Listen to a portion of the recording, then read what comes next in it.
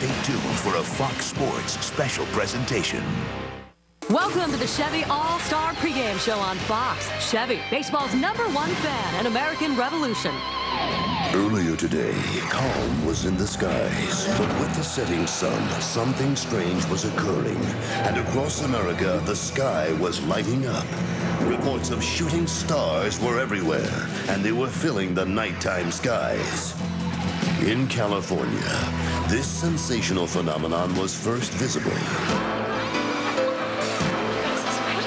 It was a brilliant light storm, and it was moving east, fast.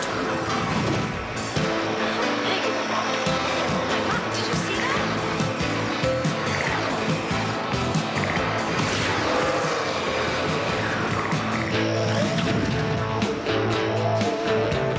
It hit the Midwest. And the desert. And in Texas, cowboys could see it fly.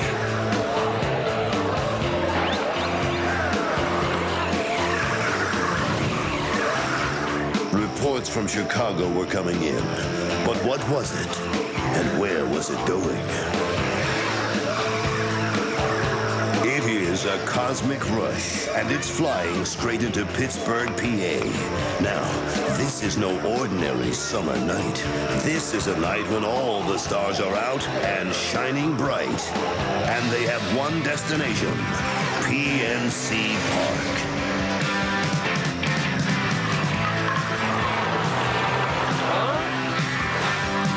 Tonight, baseball's shooting stars have landed right before our eyes, and they are ready to explode in baseball's Midsummer Classic. It's the Major League Baseball All Star Game, only on Fox. Oh yeah, for 7 decades, Major League Baseball and its All-Star Power Act have traveled across the country. Tonight, it is indeed Destination Pittsburgh. The city hosting the midsummer festivities, the ballpark, truly a classic. They come by land. The mass of humanity travel across the Clemente Bridge.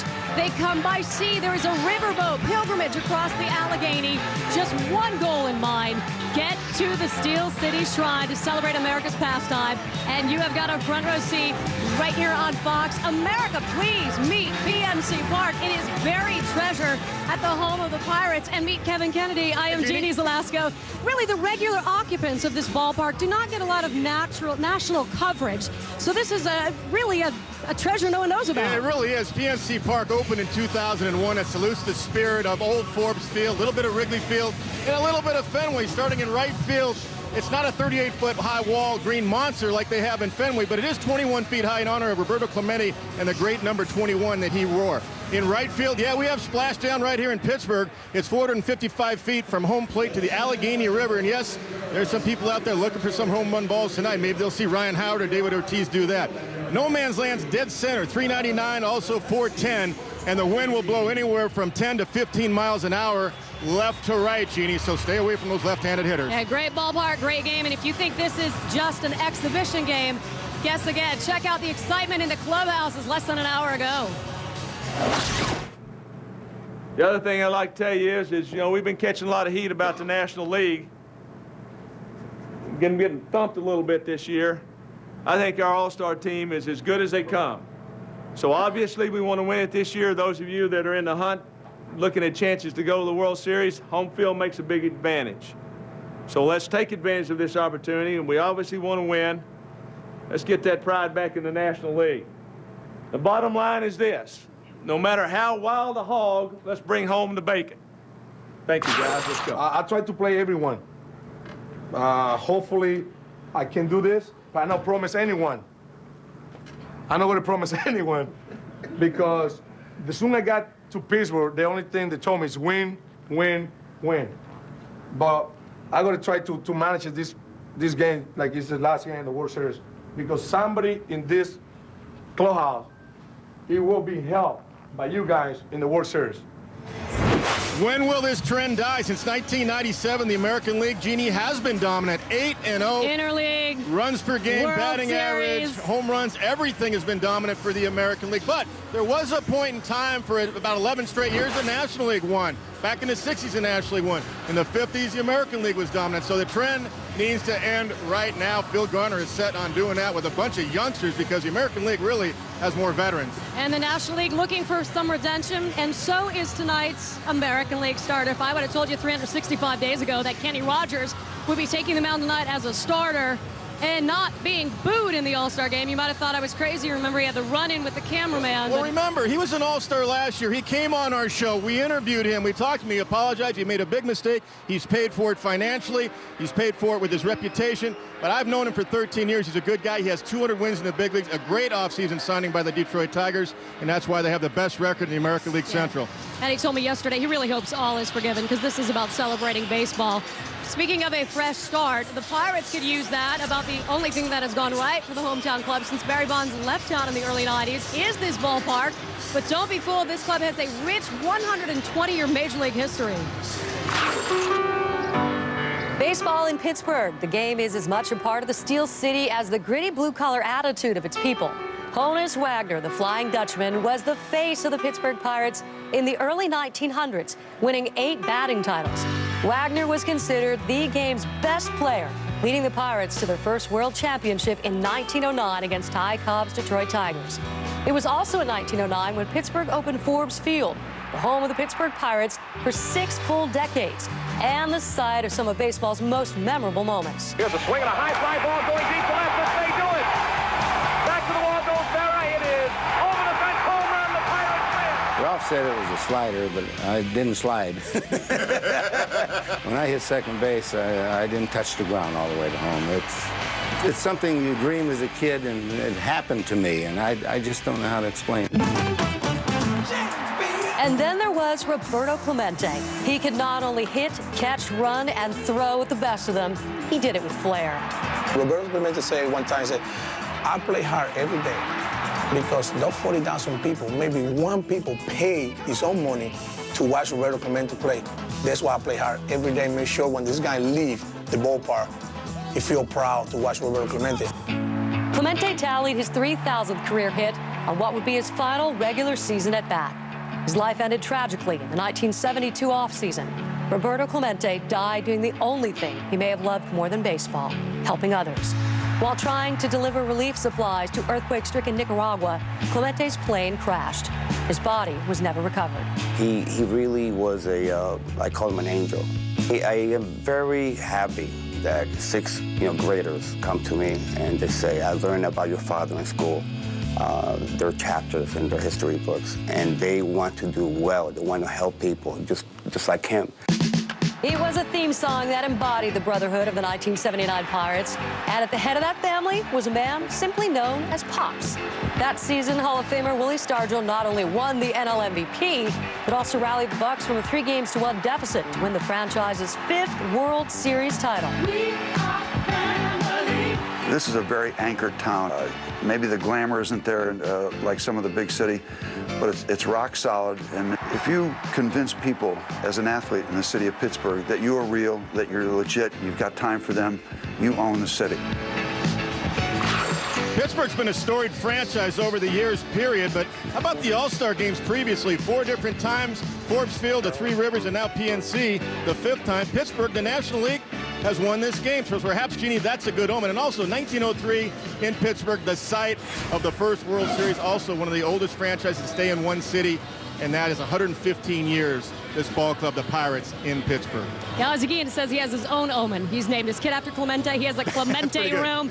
By the way, the showers aren't going to dampen anything here tonight. There will be a celebration for Roberto Clemente. They'll stop down the game. You have that to look forward to in your future. First pitch, not too far away, but the game has already started online. Play the 9-9 sweepstakes right now for a chance to win prizes during every inning of tonight's game, including an all-new 2007 Chevy Avalanche. Log on to foxsports.com/contest/baseball. Try and win a Chevy. Thomas Airgood Jr. going to try and win $1 million right now. It is the Taco Bell swing for $1 million. Here's Tim DeBacco, the PA announcer here at PNC Park with all the details. Ladies and gentlemen, please direct your attention to the area behind home plate. Tonight, one lucky fan will have an opportunity to participate in the Taco Bell Swing for a Million contest. The lucky fan is none other than 18-year-old Thomas Airgood Jr. from Pittsburgh. And to help coach him along, he is joined by three-time Pirates All-Star Al Scoops Oliver. Now Thomas will have exactly 30 seconds to take 5 swings from the tee at home plate to hit one of the 3 8-foot by 8-foot Taco Bell targets located on the field. And if he does it, Thomas will take home $1 million, compliments of Taco Bell. So now let's cheer on Thomas as he tries his luck for $1 million. Ready, set, go!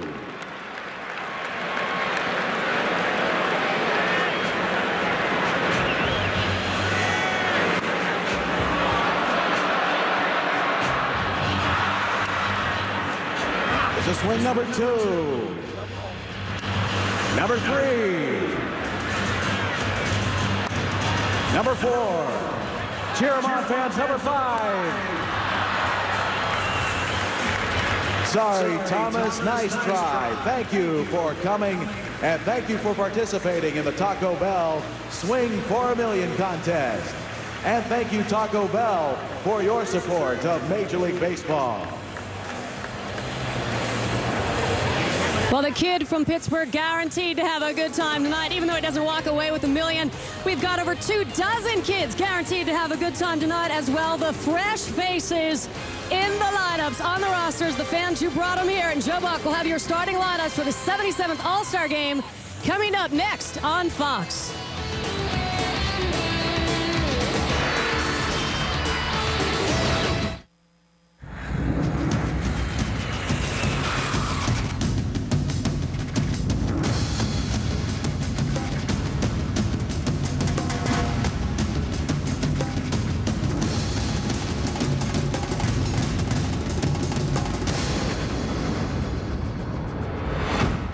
Baseball's #1 fan, an American Revolution.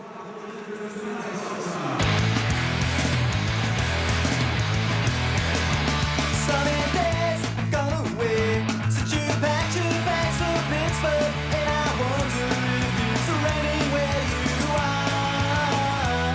It's so hard when you go and you're big. Now it's time to meet the 2006 All-Stars. First, representing the American League, the coaches from the Cleveland Indians, Eric Wedge. From the Toronto Blue Jays, John Gibbons. And now the players. From the Baltimore Orioles, infielder Miguel Tejada. From the Boston Red Sox, pitcher Jonathan Papelbon. From the Chicago White Sox, catcher A.J. Pierzynski. Infielder Paul Konerko. Outfielder Jermaine Dye. Infielder Jim Thome. Pitcher Bobby Jenks. Pitcher Jose Contreras. And pitcher Mark Burley. From the Cleveland Indians, outfielder Grady Sizemore. From the Detroit Tigers, outfielder Maglio Ordonez. From the Kansas City Royals, pitcher Mark Redmond. From the Minnesota Twins, catcher Joe Mauer.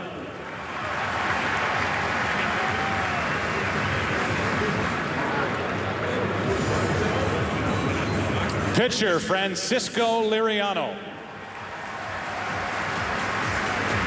Pitcher Johan Santana.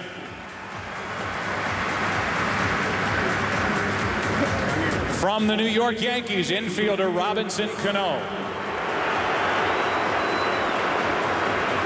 Pitcher Mariano Rivera. From the Oakland Athletics, pitcher Barry Zito. From the Seattle Mariners, infielder Jose Lopez. From the Tampa Bay Devil Rays, pitcher Scott Kazmir. From the Texas Rangers, infielder Michael Young. Outfielder Gary Matthews Jr. From the Toronto Blue Jays, outfielder Alex Rios. Infielder Troy Gloss. Pitcher Roy Halladay. And pitcher B.J. Ryan.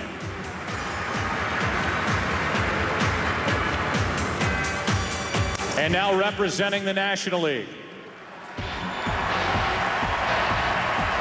First, the coaches from the Cincinnati Reds, Jerry Narron. From the Pittsburgh Pirates, Jim Tracy.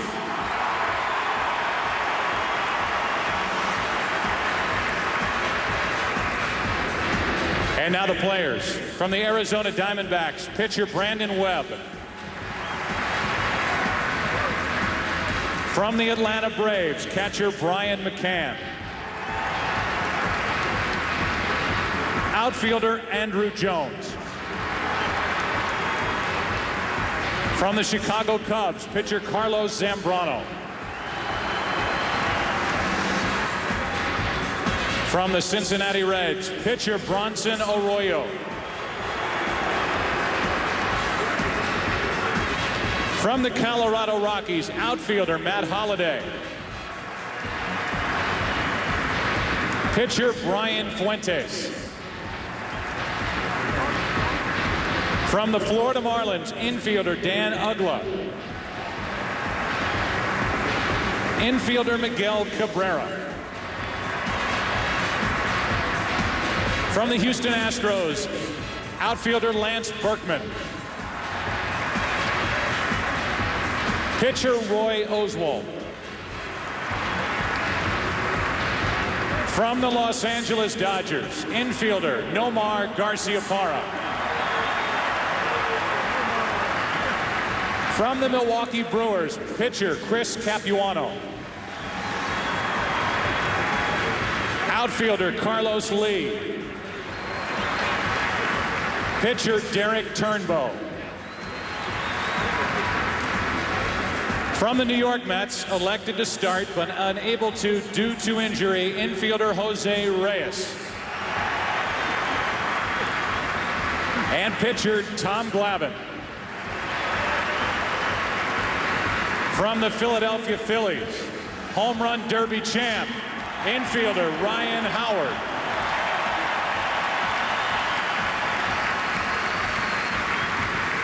And pitcher Tom Gordon.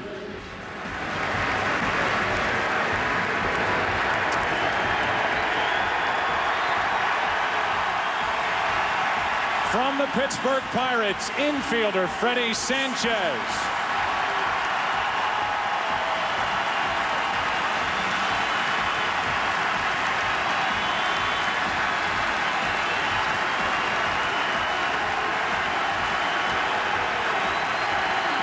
From the St. Louis Cardinals, infielder David Eckstein. Infielder Scott Rowland. And pitcher Chris Carpenter. From the San Diego Padres, pitcher Trevor Hoffman. From the San Francisco Giants, pitcher Jason Schmidt.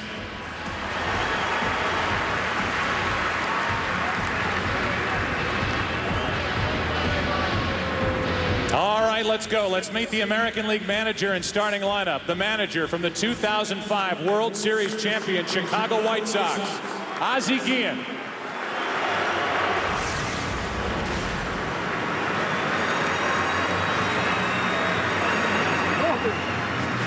And now, batting first and playing right field from the Seattle Mariners, Ichiro Suzuki.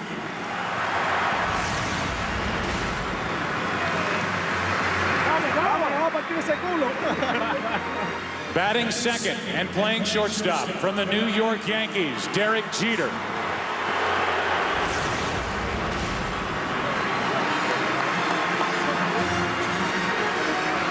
Batting third and playing first base from the Boston Red Sox, David Ortiz.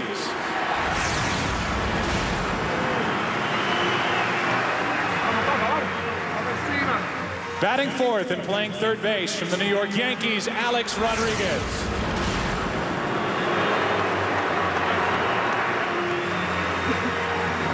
Batting fifth and playing left field from the Los Angeles Angels of Anaheim, Vladimir Guerrero.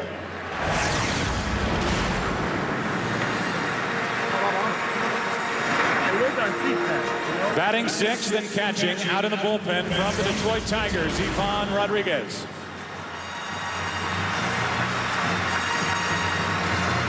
Batting seventh and playing center field from the Toronto Blue Jays, Vernon Wells.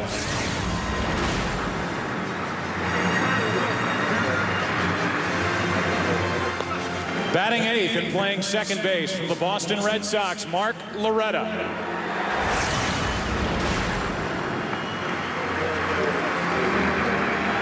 And warming up, batting ninth and pitching from the Detroit Tigers, Kenny Rogers.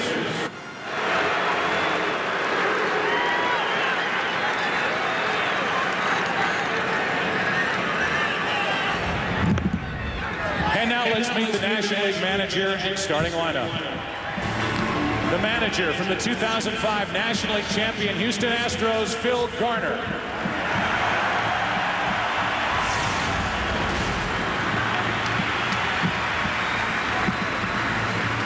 Batting first and playing left field from the Washington Nationals, Alfonso Soriano.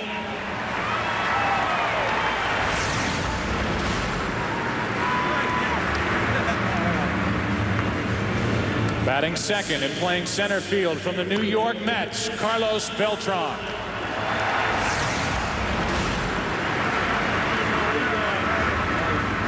Batting third and playing first base from the St. Louis Cardinals, Albert Pujols.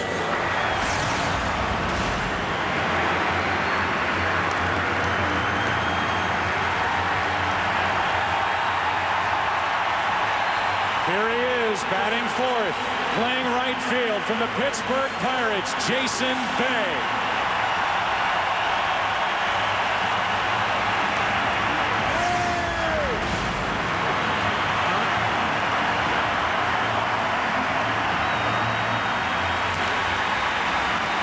Batting fifth and playing shortstop from the Atlanta Braves, Edgar Renteria.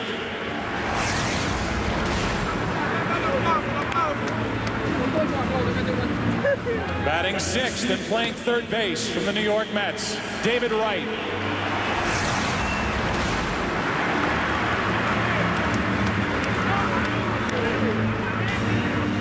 Batting seventh and playing second base from the Philadelphia Phillies, Chase Utley.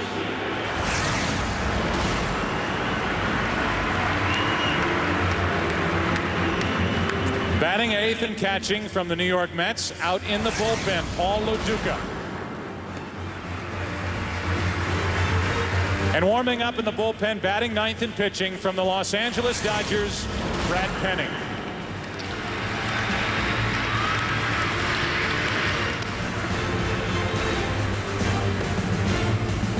As we continue on Fox, we will come back and have the Star Spangled Banner when we return from Pittsburgh, Pennsylvania.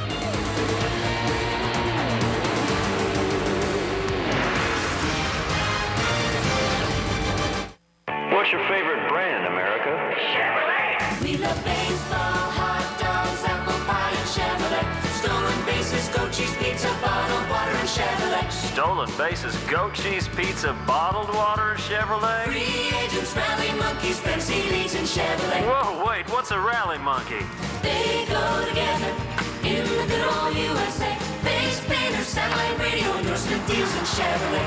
Chevy, an American Revolution.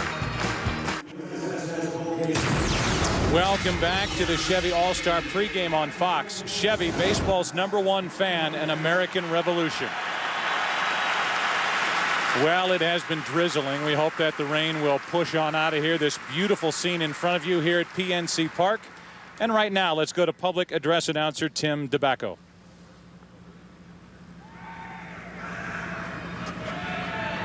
Now, ladies and gentlemen, would you please remain standing? Here to honor America with the singing of our national anthem is two-time Academy of Country Music Award winner, Carrie Underwood.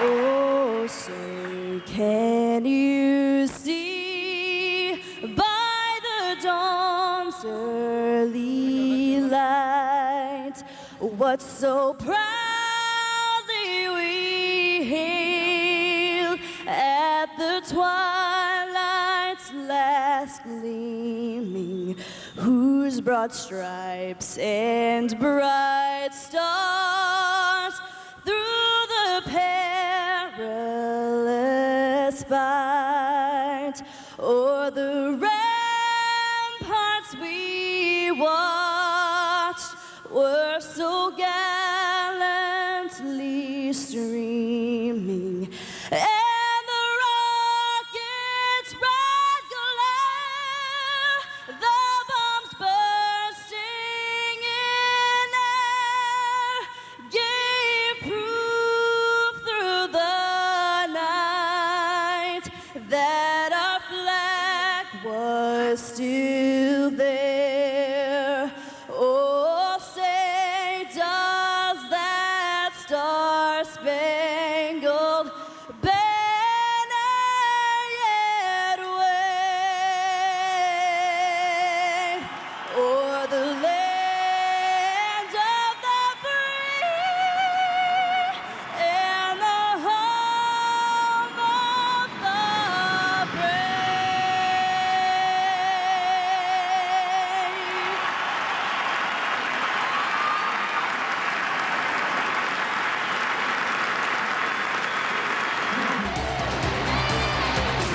We welcome you back to the Chevy All-Star pregame on Fox.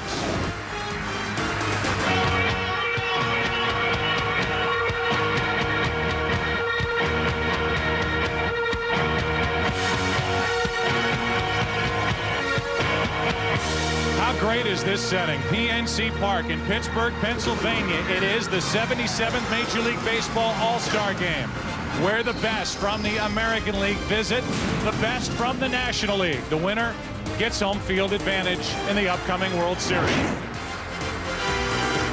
Welcome to our broadcast booth, everybody, as you look at the standing room only area. Before that, the Roberto Clemente Bridge, where fans walk across and catch the action.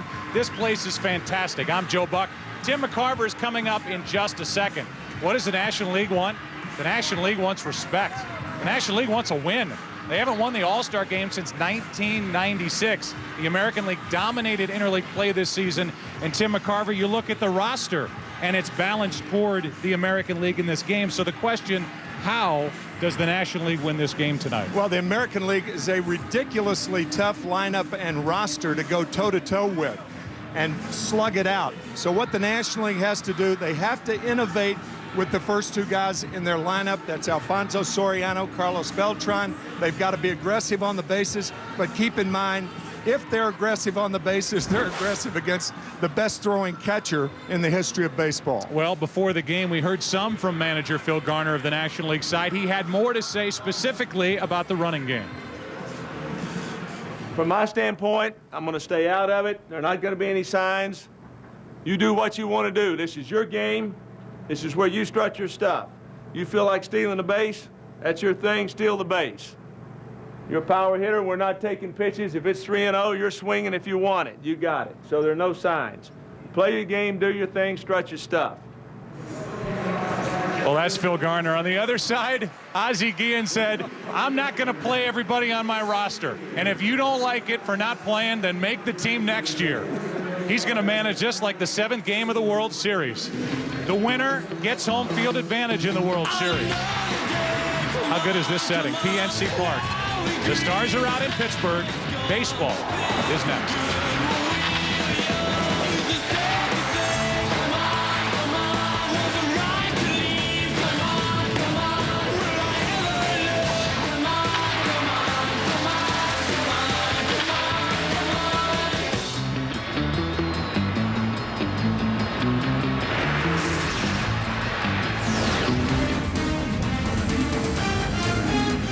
This ballpark has been around since 2001, and it is indeed a little jewel sitting here right on the Allegheny River.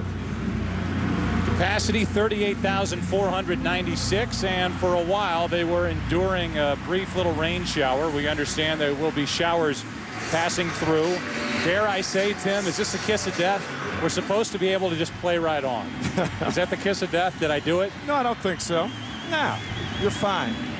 Take a look one more time at the starting lineup for the American League. It's sponsored by Taco Bell, and you should know the names by now. Ichiro leads it off in right field. Derek Jeter bats in the number 2 spot. Then David Ortiz, Big Papi, hitting third at first base. A-Rod cleans up. Vladimir Guerrero is in left. Ivan Rodriguez does the catching. Vernon Wells gets the start because Manny Ramirez did not show up here in Pittsburgh. Mark Loretta is batting 8th and pitching and batting 9th. And everybody can't wait to see Kenny Rogers swing the bat and hit. Brad Penny is finally healthy. He has had a rough go the last couple of years. He's been basically a 500 performer until this year when he put together this 10-2 start. Now, almost 2 years ago, traded for his battery mate, Paul Loduca. Our pitcher profile for Brad is brought to you by your Exxon and Mobil retailers. As you said, Joe, finally healthy, and a heavy, boring fastball with which the American leaguers will have to deal. But how interesting is that? Almost 2 years ago, a 6-player trade that sent Brad Penny from the Florida Marlins to the Los Angeles Dodgers, and a very unpopular trade in sending Loduca to the Marlins. Now Loduca with the Mets, and their battery mates starting the All-Star game. So Penny is getting set to go, and prior to the game, the ceremonial first pitch, the beloved Chuck Tanner, manager of the '79 World Series champion Pittsburgh Pirates. We are family. And the manager for the National League side, Phil Garner, learned so much from Chuck Tanner during his time here with the Pirates, and he pretty much brought Chuck here to be a good luck charm as the National League tries to get up off the deck and win for the first time since 1996. Phil Garner, actually a player for Chuck Tanner with the Oakland Athletics back in the middle '70s, and he took him to Pittsburgh. Scrap Iron is managing for the National League. On the American League side, it's Ozzie Guillen, and he put the lineup together, and no surprise that he would have Mr. 200 hits or more, leading it off for the AL. Glad you're with us tonight on Fox. And a strike is poured over the outside corner. Ozzie Guillen is still, well, it's Guillen being Guillen. You talked to him before the game and told you what he said to his players. If you don't play in this game tough, try to make the team next year. He is a beauty. Basically shared with us his pitching rotation as this game wears on, and just like it is for the National League side, because so many of the all-star pitchers worked on Saturday and Sunday, there are guys unavailable to each manager as we start tonight's game. 1-1 pitch. 2-1. 79 degrees here tonight. And Ichiro trying to get on to jumpstart the AL offense. 2-1 pitch. 2-2. This guy is a delight to watch. 262 hits 2 years ago. Over 200 hits in each of his first 5 years. That is a major league record.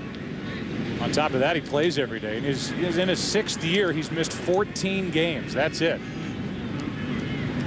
And the Mariners are hanging in there in the race in the AL West.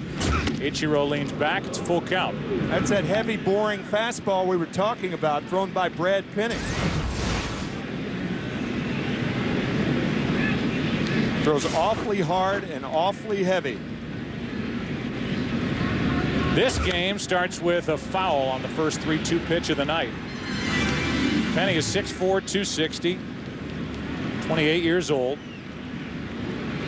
And he beat the Yankees 2 times in that World Series for Florida in 2003. Another 3-2 pitch. And a good start for the National League.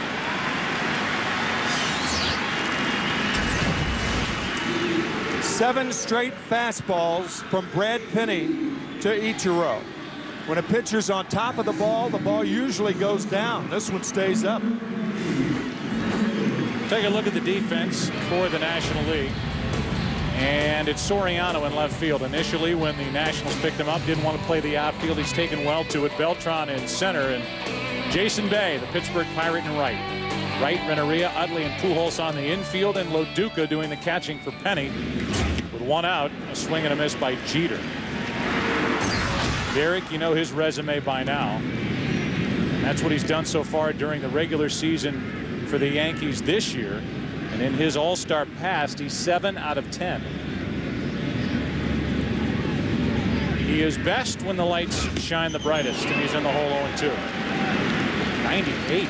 This may be the best I've seen a starter in the All-Star game, Joe, since back in 1999 when Pedro Martinez struck out 5 of the first 6 National Leaguers that he faced. Are you saying there's a glimmer of hope for the National League? I mean, if Penny pitches. Boy, he is letting it fly, man. Talk about letting it loose. Mercy. I got 2 innings for you tonight, world, and you're going to see my best. And this should be, as we talked early, a pitching-dominated game. You would think, with the kind of bullpen that each manager can go to as we work our way through the game. Wow, 99. And typically, he just doesn't throw this hard. No. Got a little extra juice tonight. That's a 4-seam fastball up and into Derek Jeter. Jeter, who is about as good as there is in baseball at keeping at-bats alive, fouling off pitches, waiting for a mistake, waits for a 2-2 pitch and takes it low, another full count. And Penny did not like not getting that call from Jerry Crawford, the home plate umpire. It's even got Phil Garner talking to himself.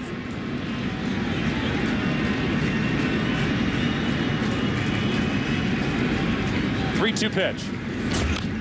And a tap foul. You can quarrel all you want with the idea that the winning side in the All-Star game determines who gets home field advantage in the World Series. It's there. It's been talked about ad nauseum. But the bottom line is these 2 managers in this game tonight, as we said, are managing this game like it is the 7th game of the World Series, because both managers could end up in the World Series. Back-to-back strikeouts to start the night for Penny.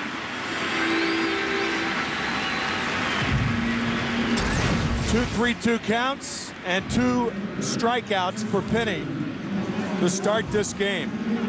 I think if you were going to redo your pitching profile after watching these 2 hitters try and catch up, it might be great fastball and almost a riding fastball because it's taking off from the hand of Penny. A Mark Wahlberg fastball. Catch me if you can. With 2 out and nobody on, here is David Ortiz. 3rd All-Star game for Big Papi. Oh, man. 97. And it's got Tim Cacklin already in the first inning. Just get out there and throw as hard as you can. Why is Loduca even giving signs? Really? All fastballs so far. As the National Leaguers smiling. Nope. Shook him off. Why would you change up? Just trying to play with Ortiz's mind. Here, shake off my fastball. Okay, now throw a fastball.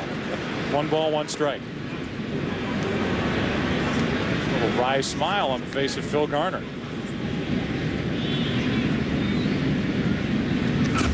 On the corner, and Penny is in a spot to strike out the side here in the first inning. It's unfair to throw that hard and locate that well.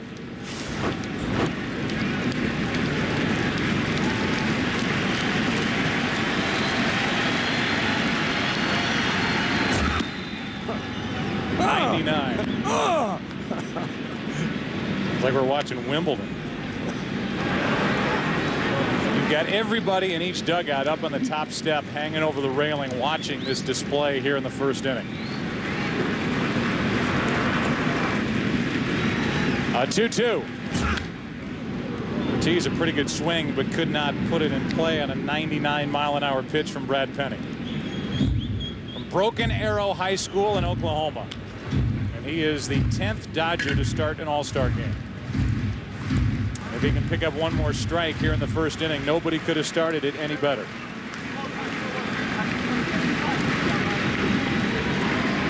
20th pitch of this first inning. Man, Ortiz has got to try and crank it up another notch.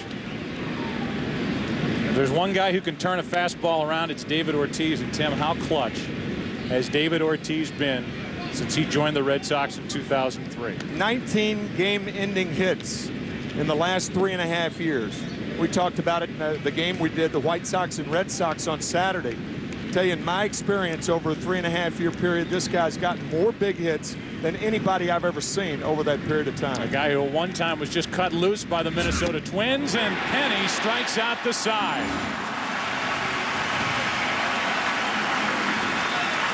What a start. Stand up.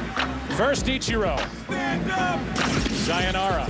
Stand up. Derek Jeter.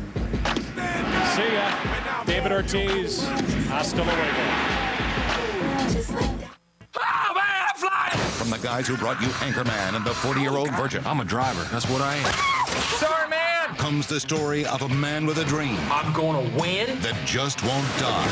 I'm on fire. Help me, Jesus. Help me, Tom Cruise. Will Ferrell. Uh-oh. Talladega Nights, a ballad of Ricky Bobby. Is he ever going to be able to walk? He's fine. You don't think I'm paralyzed? Don't you stick that knife in your leg. Rated PG-13. In theaters August 4th. Hey, look, it's the first pitch of the bottom of the first inning, and Soriano goes after it and flies it to Ichiro and Wright. One pitch, one out. Once again, let's give you another look at the lineup for the National League. It's brought to you by Taco Bell. Soriano didn't last long.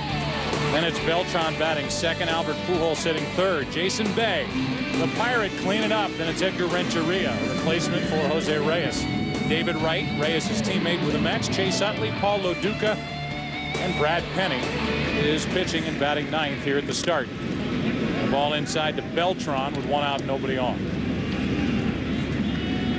Kenny would have to throw from 40 feet 6 inches to throw as hard as Brad Penny did in the top half of this inning. That is not Kenny Rogers' game. But here's a 41-year-old left-hander getting his first All-Star Game start. Brad Penny, a strikeout pitcher. Kenny Rogers, a contact pitcher. The 1-1. Out in front of it is Beltran. And strike two. Carlos, a much better year his second time around with the Mets. Last year struggled, a lot of pressure, trying to stay healthy. This year, number 6 in the National League with his 25 RBIs, and number 7 with his 25 home runs, and number 7 with his 68 RBIs. Waits for a 1-2. Carlos Beltran, one of 3 New York Mets with over 20 home runs at the All-Star break. No New York team has had 3 men on their roster at the All-Star break with 3 players over 20 home runs. That is hard hit and fair past third, past the diving Rodriguez. Beltran will dig for second, no play, as Vladimir Guerrero dropped it in left, and there's the first hit, a double by Carlos Beltran. Not a lot of room between Alex Rodriguez and the third base line. And Beltran, hard to believe you can hit a ball down there and keep it fair. But he hit it so hard that Rodriguez couldn't come up with it. So Beltran in scoring position for Albert Pujols. He's in his 6th season and 5th All-Star game.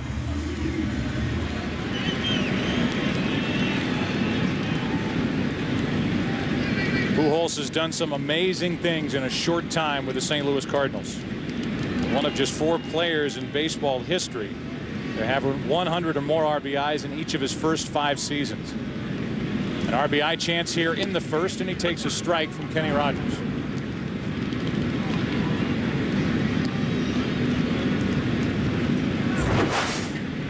The reigning MVP in the National League.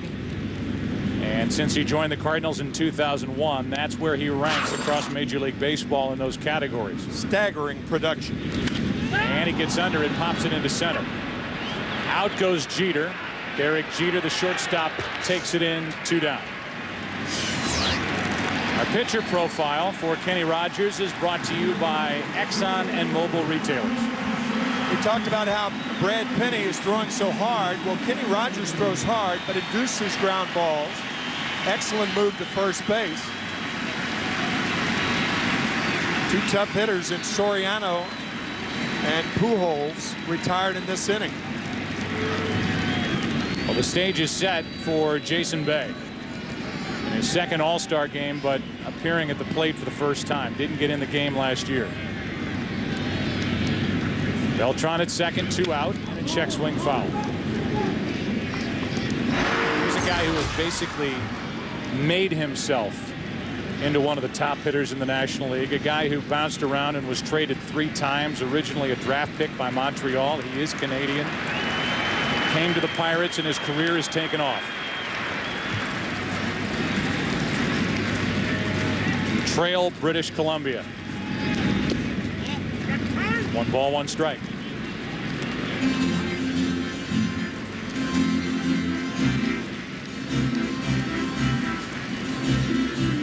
The number 2 vote getter in the National League is Jason Bay. A huge push here in Pittsburgh and obviously beyond to get him into the starting lineup.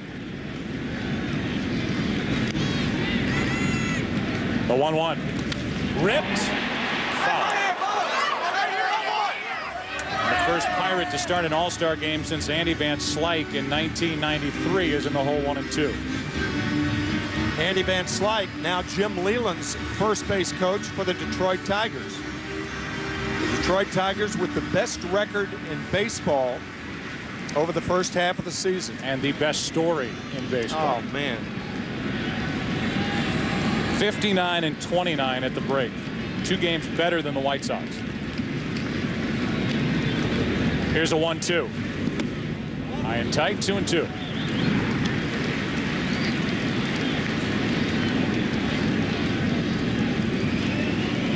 Fifth time Pittsburgh has hosted the All-Star game.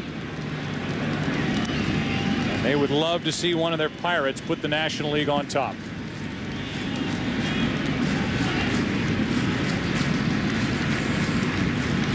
The 2-2. Pretty good rip.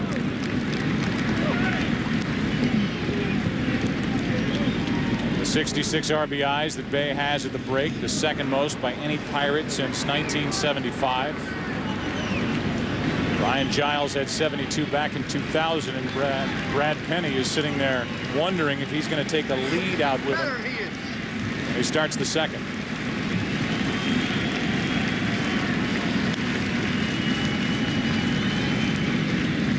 And a good pitch by Rogers, tricked him on a pitch down and away, took something off, and the inning is over. A 1-out double by Beltran. He's left out there, and after 1 in the All-Star game, no score.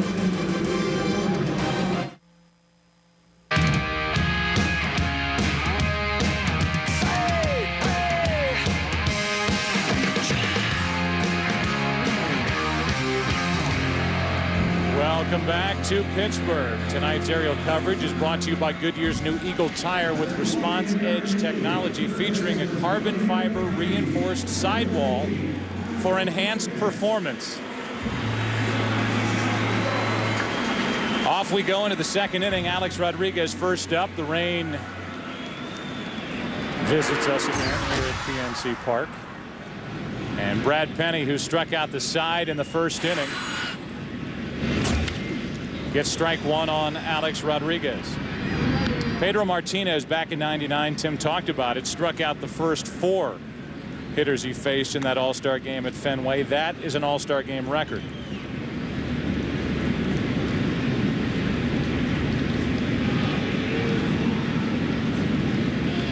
The 0-1 to Rodriguez. 0-2. Nothing but fastballs so far.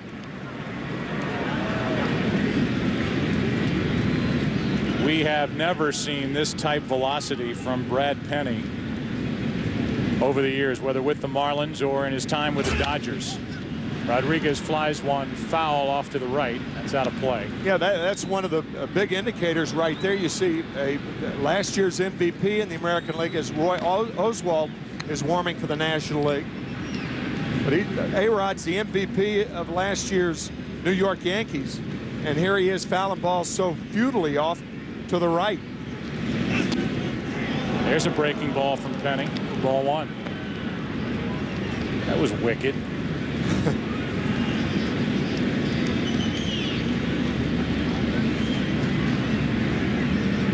Now the 1-2 to Rodriguez. Just trying to make contact. I'm sure a lot of people in New England have thought, what if Pedro Martinez had worked against that National League lineup for 9 innings back in 1999? May have struck out 20. Same thing with Penny tonight. I mean, overwhelming stuff. Rodriguez pops one back and out of play. Alex Rodriguez has gone through a stretch now where they are on him pretty hard at Yankee Stadium. I was thinking today, for a guy like Rodriguez, who has always made the safe quote, and a guy who's always tried to be politically correct, a guy who's been a phenomenal baseball player in his big league career, there's no way hearing what he's hearing from the Yankee Stadium crowd is not affecting him. He waits for a 1-2 pitch from Penny. Grounds to short. Renteria got a weird hop. 1 down. After that electric first inning, Brad Penny came over to the dugout bench, and Bronson Arroyo, his teammate, had this to say to him. You don't let it go like that when you're starting, right? Yeah, but not in the beginning of the game. Yeah, I know. I can't. I rarely ever. I'd say if I'm down, if it's like 7th inning, it's close, down by run, up by run, is the only time I ever let it go all the way. Yeah. Other than that, dude, you'd be wiped out if you did that for 7 innings. He knows he's got 2 innings tonight, and he misses with ball 1 inside to Guerrero. 7th time that Vladimir Guerrero has been an All-Star. 4 out of 13 in All-Star game at-bats to this point. He's late on that. 1 ball, 1 strike. Vladimir saw his Anaheim Angels beat the Oakland Athletics 3 out of 4 to move to within 2 games of the Rangers and Athletics that are tied. Both those 2 teams tied for the American League West. On 1-1, Guerrero hits it into deep right field. That's well hit. Back at the track, at the wall, it's gone. Into the seats in short right field here at PNC, and Vladimir Guerrero has gone deep to put the AL on top 1-0 here in the 2nd. First All-Star game home run for Vladimir Guerrero.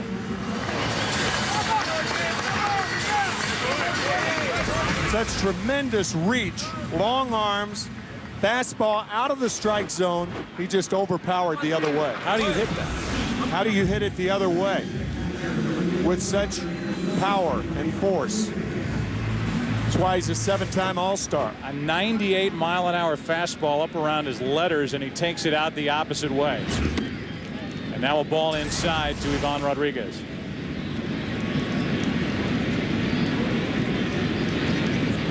When you talk about Vladimir Guerrero, and the first thing that any scout will tell you is his tremendous plate coverage is unlike any they've seen. There's a line drive caught by Utley, 2 out. There are still some kids up. Head, shoulders, knees and toes, knees and toes. Head, shoulders, knees and toes, and eyes and ears and mouth and nose. Head, shoulders, knees and toes. It's compliments of the Wiggles for all the kids out there. Our friends from Australia. 2 out, nobody on, and the batter is Vernon Wells. This was more around the shoulders part of the head, shoulders, knees, and toes.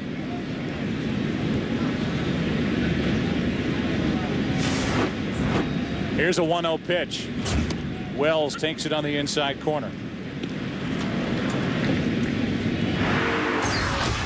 Here is a tremendous athlete who has been overlooked for a long time, patrolling the outfield for the Toronto Blue Jays. And he hits the ball into center field. It'll drift into the glove of Beltran for out number 3. But in the inning, our first run of the night. And Mr. Head, shoulders, knees, and toes took one up around his shoulders and somehow hit this one out to right. 1-0 AL after an inning and a half. Back to Pittsburgh as we move to the bottom of the 2nd. Edgar Renteria first up, representing the Atlanta Braves. 1-0 AL, and a changeup has Renteria way out in front with Kenny Rogers,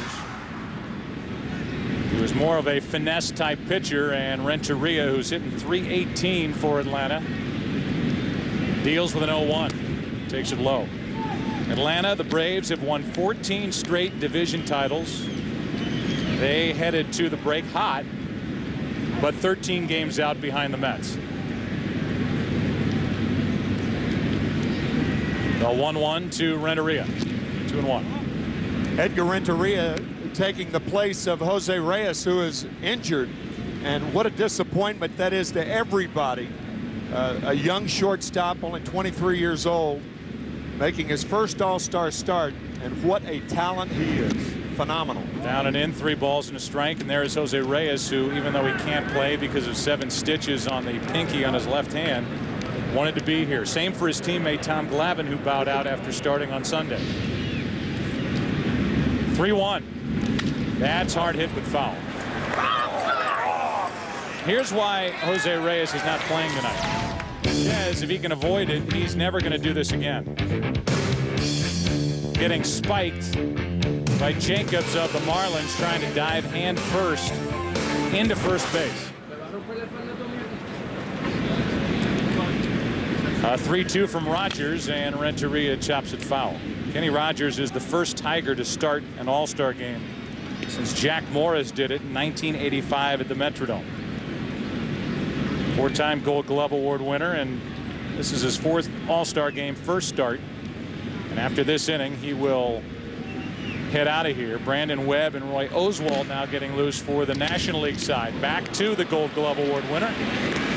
1 down. Let's check in with Kevin Kennedy. Joe, thanks a lot. Hey, Brad, second pitcher ever in the history of the All-Star game to strike out the side in the first inning. Pedro Martinez, the other one. For your first appearance, not too bad. Yeah, I felt good. It was a little different situation for me. I knew I had 2 innings, and I didn't have to pace myself to get through 6 or 7 or 8. So I was just going out there challenging him, you know, for the most part, throwing fastballs, and felt pretty good. I don't think it's any disrespect that Vladdy goes deep because he's got like a 34-inch strike zone. Yeah, and he hits everything I throw, you know, in the past. He's been crushing me lately. He got 2 knocks in Anaheim last week. But he's a great hitter, and he took advantage of a short right field. And now you're back in the game. You're off the hook, Brad. All right, thanks, buddy. Thanks a lot, Brad. Congratulations. Joe, back upstairs. All right, Kevin. Well, while you two were talking, David Wright, the 23-year-old stud third baseman from the Mets, took a delivery and shot it over the wall and left to tie this game at 1. The other piece of the electrifying left side for the New York Mets, we got Reyes at short, David Wright at third, and this thing was hammered. Well, David Letterman is watching right now, and I'll guarantee you tomorrow night they'll be showing this on David Letterman because David Wright's going to be on Letterman, one David to another. And did he ever top hand that ball? Wow. They finally make the Letterman show for all those Letterman drop-ins right now. Just rolling the top hand and showing his power. He finished second last night in the home run derby. And how exciting is the future for the New York Mets? Utley gets a pretty good swing at that pitch, and the count evens at a ball and a strike. You've got a 23-year-old shortstop and a 23-year-old third baseman. We came into this season talking about Jeter and A-Rod for the Yankees, and may go out of this season talking about Reyes and Wright for the New York Mets. There's Jeff Wilpon of the New York Mets, and they've got a lot to be happy with in that injury. And a 12-game lead in the National League East over the Philadelphia Phillies. Game and a half shy of the 13.5-game lead they had back in 1986 at the All-Star break. Here's a 2-1 to Utley. Good pitch, 2-2. Ozzie Guillen naming his starter Kenny Rogers, and of course he pitches for the rival now, Detroit Tigers, and he said Kenny Rogers is my starter, and he's going to pitch 10 innings. Trying to wear down one of the game's best. Here's a 2-2. Utley. Nice try by Rogers. Jeter can't get it to first in time, and it's an infield hit for Chase Utley, and it's more for you about David Wright. Hi, I'm David Wright, third baseman for the New York Mets. I am from Chesapeake, Virginia, and Virginia is for lovers. I might be number 5, but my favorite show is 24. 24 keeps you on the edge of your seats, and the suspense is crazy. Jack Bauer's the man. I mean, he always finds a way to get out of sticky situations. For some reason, I like to rock the pastel shirts. Wait a minute, this isn't pastel. Well, now you know two things. A, we played that because he mentioned 24. And B, not only is the guy a great player, but you can just see with the smile he has on his face, whether it's here at the All-Star Game or daily for the New York Mets, this is a marketable young player that the Mets can hang their hat on. His mother, Alicia, and his father, Ron, here with his 3 younger brothers. And all are good baseball players, we understand. Paul Lo Duca, Tim, was the batting practice pitcher, the home run derby pitcher for David Wright last night. And now he's at the plate, also representing the Mets. And Rogers has even the count at a ball and a strike. Ozzie Guillen talking about the desire to get out in front and then use his great bullpen. Names like Liriano and Santana, and then the closers. Rogers starts it. Beautifully turned 1-6-3 to end the second. We're tied 1-1. Couple of home runs in the All-Star Game. AL, NL. Back after this from your local Fox station.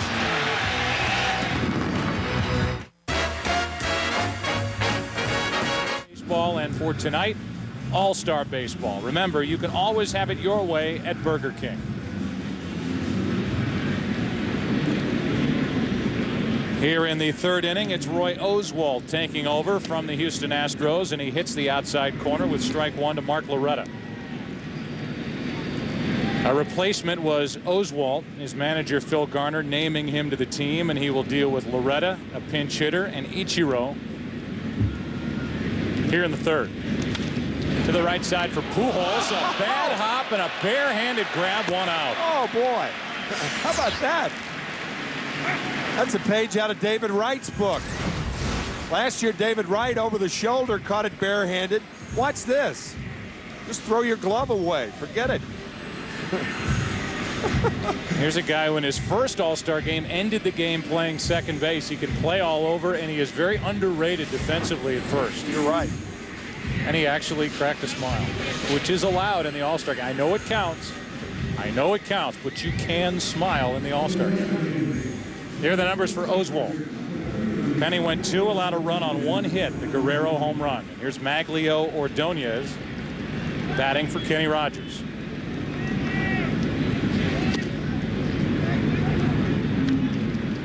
Strike 1. Maglio has had a rebirth. He's finally healthy. The lower half of his body is healthy. It's improved his bat speed. And he is a big reason why the Tigers are having fun again. 1 ball, 1 strike. Roy Halladay is getting loose for the American League.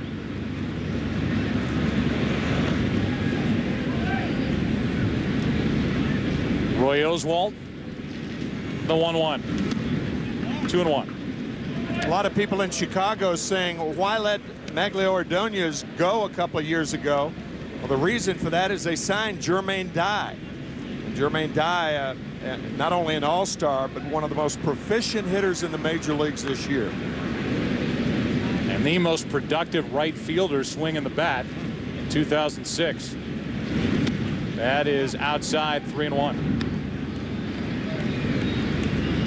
3-1 on Ordonez, who had a great 4-year stretch with the White Sox, 99 through 2002, averaging about 125 RBIs a year. That's on the corner, full count.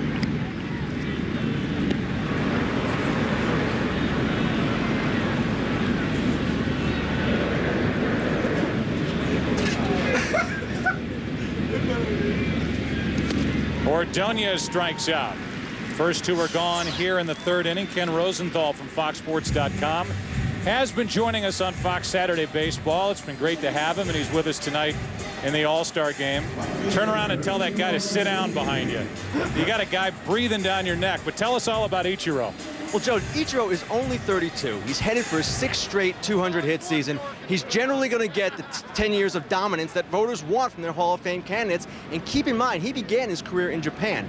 What a step it would be for the game's internationalization the day this guy takes the podium in Cooperstown. Yeah, and you start, Kenny, looking at his numbers. They're piling up. They're more impressive every year. As I said earlier, he answers the bell every day, and he has almost freakish hand-eye coordination. And he's also one of those guys, Tim, and you saw him. I think Gwynn was in the category. Wade Boggs was in the category of somebody who could hit more home runs if it was a priority. But that's not the way he approaches hitting at the big league level. I've never seen anybody hit successfully like this. 3-0. What, moving around in the way he... Moving around, the head's moving all the time, but the bat is always back.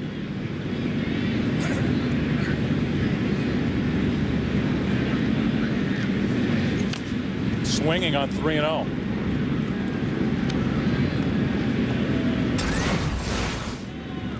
There's that swing, high leg kick.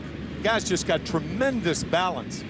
We saw him walking through the tunnel today, and you know, he conjures up thoughts of a ballet dancer when he walks. And he's on, maybe. That ball stays in the air for a long time, and Bay makes a nice catch around the shoe tops.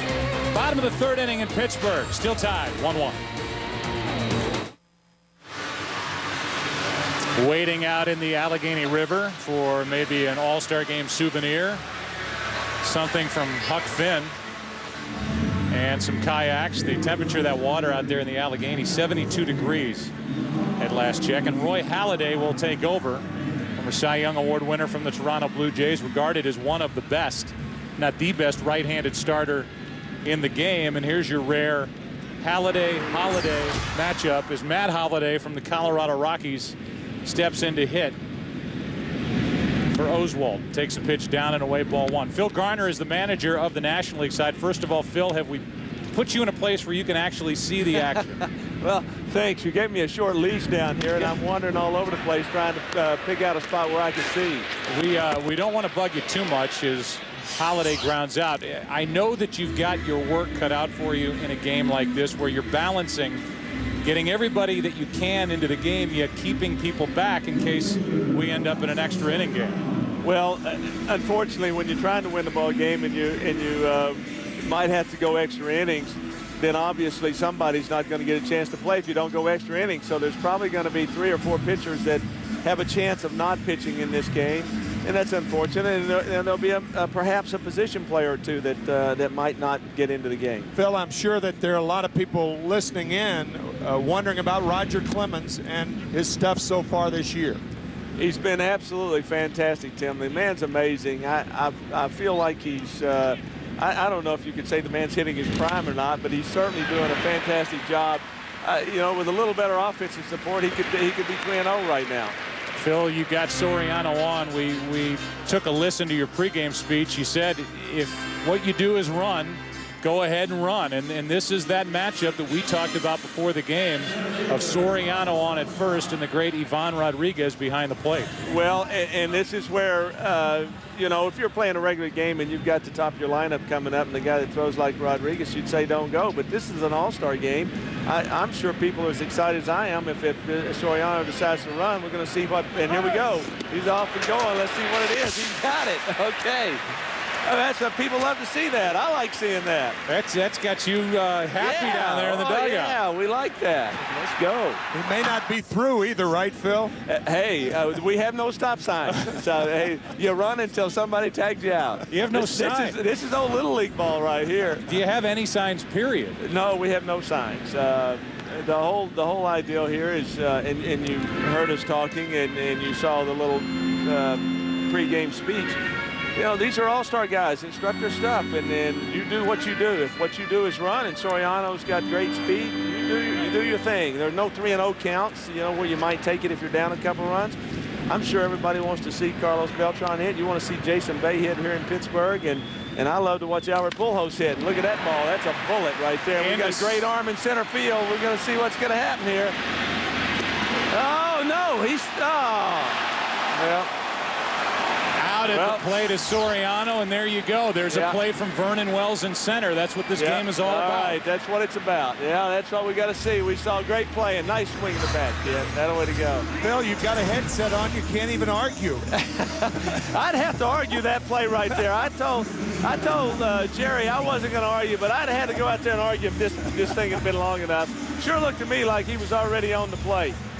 I'll at least stick my tongue out at it. Well, if it helps, just take the headset off and run out there. Okay. So here we are. You've got a runner at second. You've got Pujols at the plate. And Phil, we all know the history. If there's one guy who's been a thorn in the side of your Astros, it's the guy at the plate, Albert Pujols. Well, one of our coaching staff said a few minutes ago, we've never seen him pop up before, except for his first at bat. We didn't know he could do that. So he's got another run in scoring position right here. Let's see if he can do what he does best, and that's drive a run in. Beltran is out at second with 2 down in the inning. He's stealing third. The throw down is not in time. Okay, well, that's what we do. Well, how are you on how's that rate on the Phil Garner meter? Were you happy he took off there? Is it worth the risk? Well, I've had Carlos before, and I know that he is exceptional timing on his base stealing, which what I mean by that is he rarely gets thrown out. When he steals third, he rarely gets thrown out. He has an uncanny knack for picking the right pitch. Yeah, it's from an old baseball adage, it's 2 outs and not a very, I'd say, high percentage plays, but look here. How do you know what's going to happen? That's smart playing. That is smart playing right there. You know what that is, Just as I was saying that. Phil, you know what that is? That's just great managing. It is indeed. Nice going, kid. Way to make something happen. That'll baby. All right. That'll babe. All right. So there you go. Beltran takes second on the throw home. He steals third with 2 out, Pujols up, and he scores on a wild pitch. Well, there's another side of this adage, the old baseball adage. He's going to throw Pujols a lot of breaking balls, typically what they do in these kind of situations. And as it turned out, he got one in the dirt. That's an old Chuck Tanner movie. He used to jump out and get a guy on third and say, "What's for the ball in the dirt?" Sort of putting that ideal in the pitcher and catcher's mind on the field. Phil, that's the National League's first lead since you played. Well, it's been that long, huh? No, it's been since 2003, but there you are, up 2-1 in the third inning. That feels good, huh? Well, it does. I tell you, it's exciting to watch these big men go at it up here, and I'm sure that the scoring's not done tonight. As great as our pitching is and theirs is, I'm sure there's more to be done here. Hey, thanks for your time, Phil, and have fun. That's Phil Garner, manager of the National League side. His crew up 2-1 after 3 in Pittsburgh. 25 fresh faces were selected to tonight's All-Star Game. What is the record for the most first-time selections? So there are 25 newcomers to this game here tonight. What's the record for the most? As we go into the 4th inning with the National League on top 2-1, Jason Bay will move from right to left. He's used to playing out there in left. Matt Halladay is now in right field. And the new pitcher from the Arizona Diamondbacks is Brandon Webb. We talked about Brad Penny, the starter tonight, and how hard he throws. Brandon Webb has the best sinker in the game. Bottom falls out of it. There's a strike on the outside corner to Derek Jeter. Jeter struck out his first time. Ortiz will follow, and then Alex Rodriguez.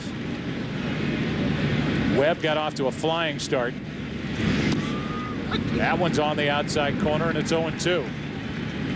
Tapered off a little. Ozzie Guillen is the manager of the American League side. And Ozzie, thanks for joining us. Thank you, guys.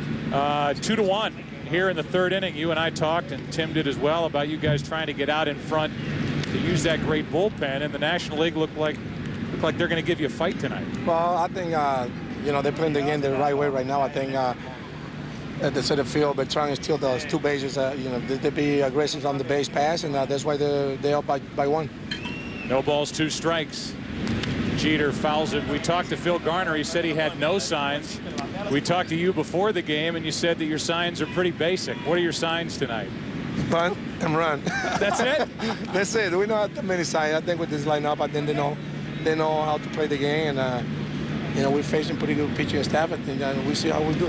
Hopefully we get on base, we can start running people. It's down and in, 1-2. How many calls did you get? How many calls did you make to other managers about who's available and who isn't, which pitchers are available to pitch, and which you'd like to keep out of this game? Well, we talked to the Boston Red Sox. Pape Bone, it was a little tender. He was up 4 times last weekend, and he pitched a lot of innings. And I talked to him about it. I tried to stay away from him. And Jose Contreras, Soto Jose, I think we tried to get Kurt Schilling on the game, but he was also he pitched last Sunday and he got the same problem. He got hit by a batted ball. I know that you spoke with Schilling. Everything okay there between the two of you? Yeah, everything's great. I tip my hat to him because that line dry. I thought he got to keep him out of the game, or the Sony struck out the next two batters, but he got smoked pretty good. 2 balls, 2 strikes. Jeter is fooled way out in front. He's gone to start this 4th inning. You told us before the game that you're going to manage this, Ozzie, like it is the 7th game of the World Series, because at some point, somebody in that locker room that you're managing tonight, whether it's all the White Sox you brought with you or somebody else, is going to get an advantage if the AL wins this evening. This is an important game for everyone. I think the sort of National League manager think the same way. I think this is a big game for the field advantage in the World Series. Hopefully, we continue to play good against these National League players, and that's really important for us. I think there's a pride, and besides the field advantage. Is the American League that much better this year? I'm not talking about within this game, but just talent-wise in the way that the AL dominated interleague play this season? Well, you look at these ball clubs, a lot of young talent on the field right now. I think right now the way people, the general manager, build the ball clubs in this league is amazing. You know what I mean? Every lineup is pretty strong. And there's one thing about it, I think every general manager tried to compete like in Boston and New York. Obviously, they bring the best lineups to the game. And if you want to win the American League, you better bring a good stuff, because they have the Detroit Tigers build a great ball club, and you got to compete against those guys all year long. Meanwhile, Ozzie, this has got to be a tough hitter for Brandon Webb, because to be successful, he's got to keep it down. Ortiz, a low ball hitter. Well, it's a big pop. He's one of the best clutch hitters in the game. I'd rather pitch to Manny Ramirez, face him. When this kid is locked in, it's real danger. Hey, in a little bit, we are going to honor one of the game's all-time greats, not just players, but humanitarians, Roberto Clemente. What did his legacy mean to you as a player? Wow, I think this guy opened the door for a lot of Latin people. I think when Clemente grew up in the game, was a lot of problem by colors and being Latino. And these guys, a lot of people know what he did on the field and the way he died. But I think the way Roberto Clemente was treating people, the way Roberto Clemente went about his business, is a nice example. But not the Latin players, but everybody played the game.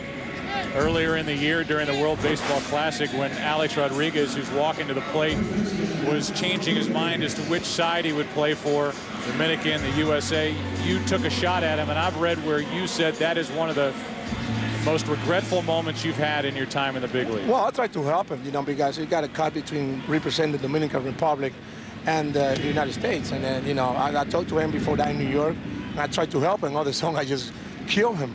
I think I regret it, because I put Alex in the spot, hanging on his family, the New York fans, New York organization in the spot it should be. And, everything was good, everything was clear. I thought Alex just had to represent United States, because he's born, raised, go to school. His always likes being here. His mother and his family, they are Dominican, but, he just grew up in this country. Ozzie, thanks for your time as always, and good luck to your White Sox in the second half of the season. Thank you, guys. All right, that's Ozzie Guillen. It's 2-1 NL as we played 3.5. Once again tonight, Subway Fresh Buzz trivia question is, 25 fresh faces were selected to tonight's All-Star Game. What is the record for the most first-time selections? As the fastball is low to Jason Bay. And the trivia question answer is 1988 and 2003. 32 first-time selections.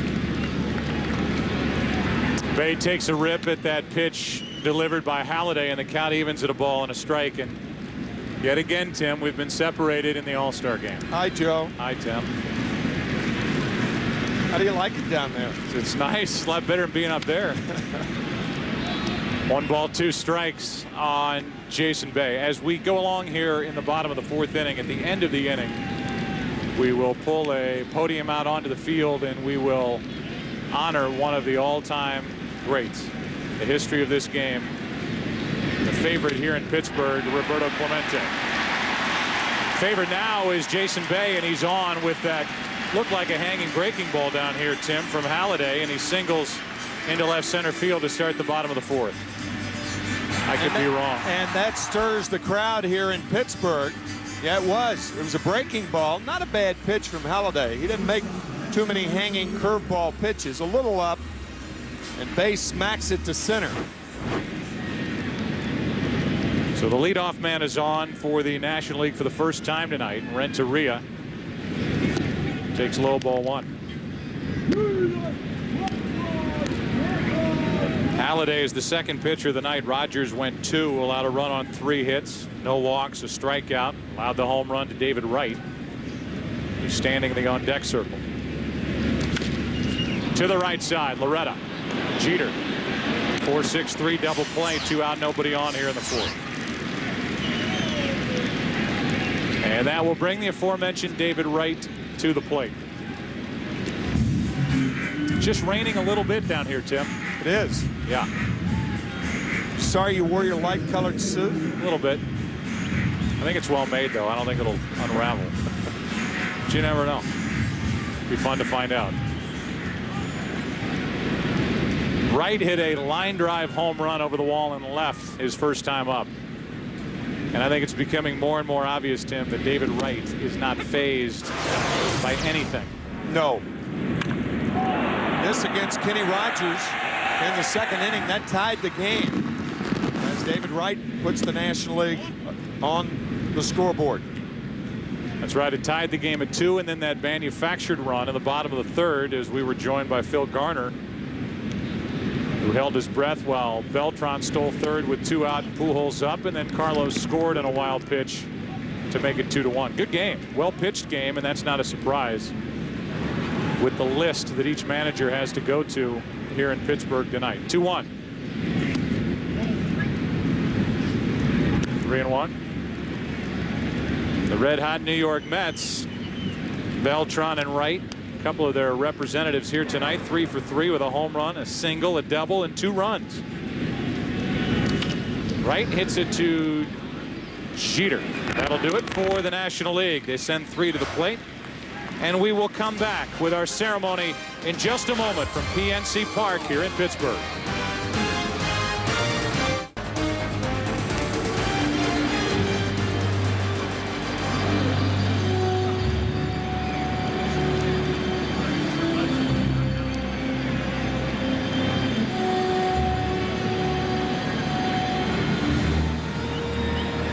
Ladies and gentlemen, tonight here in Pittsburgh, as the game's best players gather on the field, Major League Baseball stops to remember a man who symbolized excellence both on the field and off the baseball diamond.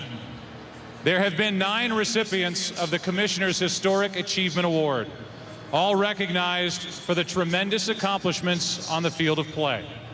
But tonight, for the first time, this award takes on an even deeper significance, to honor not only a great baseball player, but to honor a life committed to helping others, to honor a life well led. Here for the presentation, escorted by Hall of Famer Bill Mazeroski, please welcome the Commissioner of Baseball, Bud Selig, and the wife of Roberto Clemente, Mrs. Vera Clemente.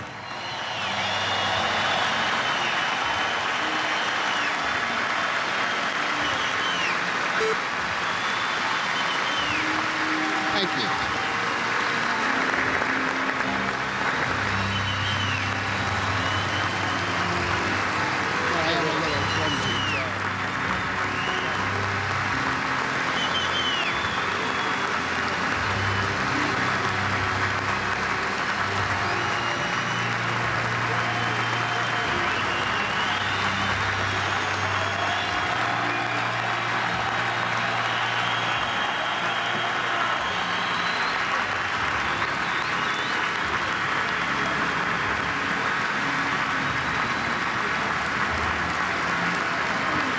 Ladies and gentlemen, on behalf of Major League Baseball, I am very pleased to have the privilege of presenting the Commissioner's Historic Achievement Award to Roberto Clemente.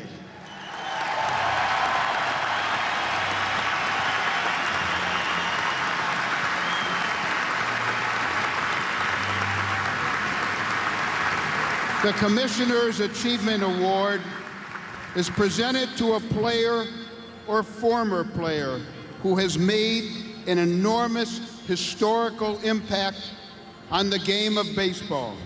Roberto Clemente has done that. Roberto was a legend not only in Pittsburgh, not only in the Latin American community, but he was a legend and still is throughout America and around the world.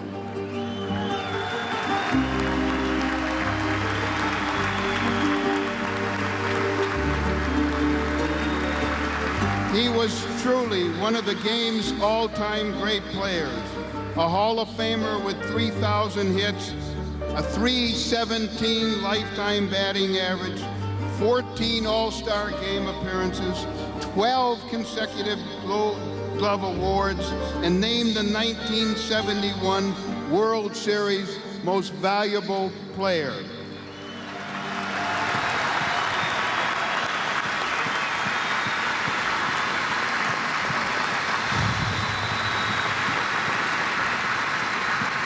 More importantly, Roberto Clemente was and always will be remembered for his wonderful humanitarian efforts. Roberto Clemente was taken from his wife Vera, his children, and from all of us much too young, while escorting a plane load of emergency supplies to earthquake victims in Nicaragua on December 31st, 1972. Roberto was a hero in every sense of the term.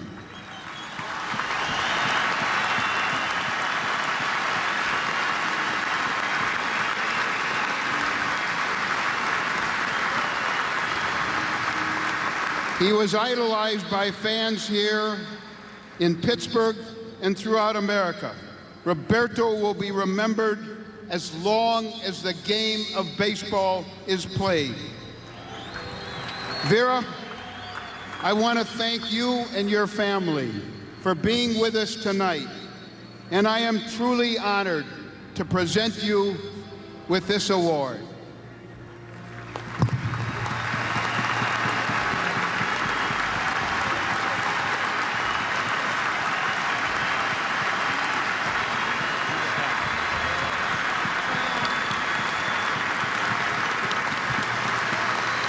Thank you very much. On behalf of my husband, Roberto, and my family, I want to thank you for this great honor. And to all Roberto's fans from all over and from different generations, I want you to know that Roberto still loves you from heaven. Thank you, Vera. What a special moment here in Pittsburgh for the entire Clemente family. You guys having any fun here tonight? Let's go to the 5th inning of the 77th Major League Baseball All Star Game. We'll continue right after this.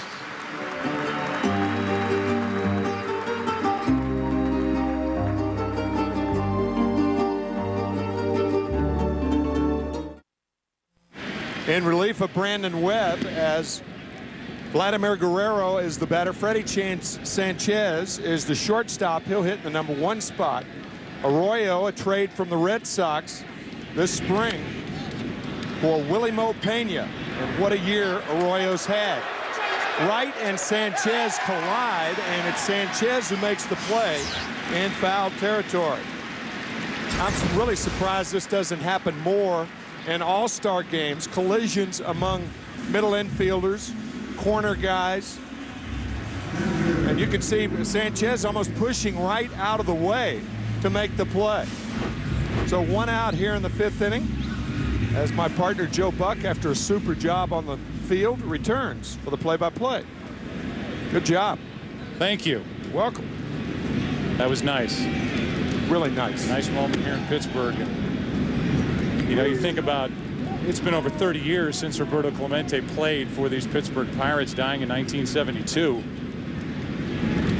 Rodriguez hits it off the end of the bat. 2 out. And young and old are here to honor Roberto Clemente here at PNC Park tonight. The 2006 All-Star Game on Fox is sponsored by Burger King, who reminds you to have it your way. By Gatorade Thirst Quencher. Gatorade. It's in the MLB. Is it in you? And by AOL. Want a better high-speed internet? You belong at AOL. Bronson Arroyo, who was wearing a microphone earlier, is through the first two hitters here in the fifth inning, 2-1.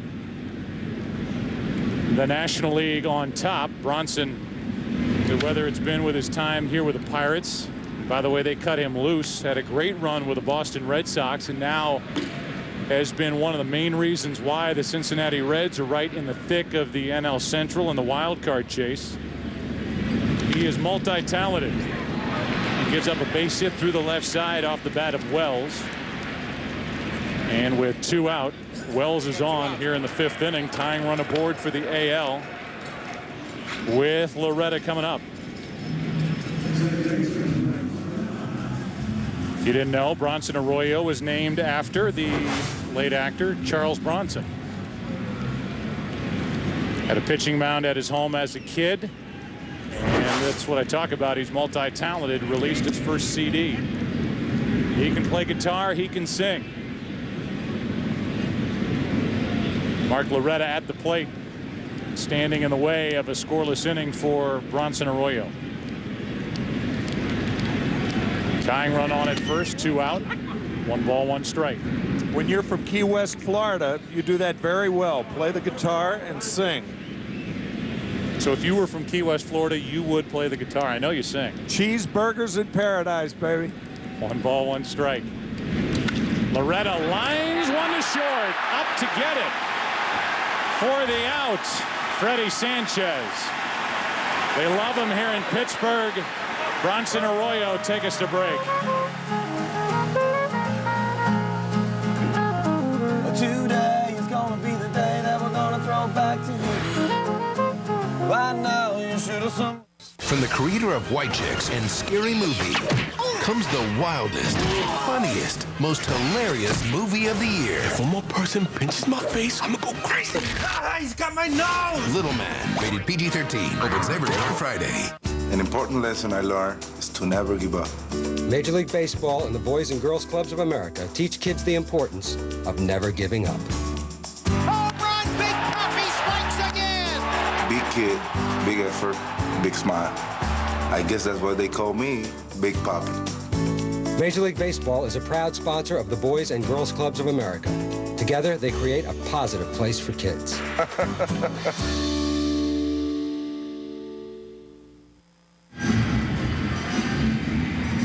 We are halfway through this 77th Major League Baseball All Star Game. Joe Mauer, terrific young catcher from the Twins, takes over. Michael Young is in the lineup at second base. Out and left, Gary Matthews Jr.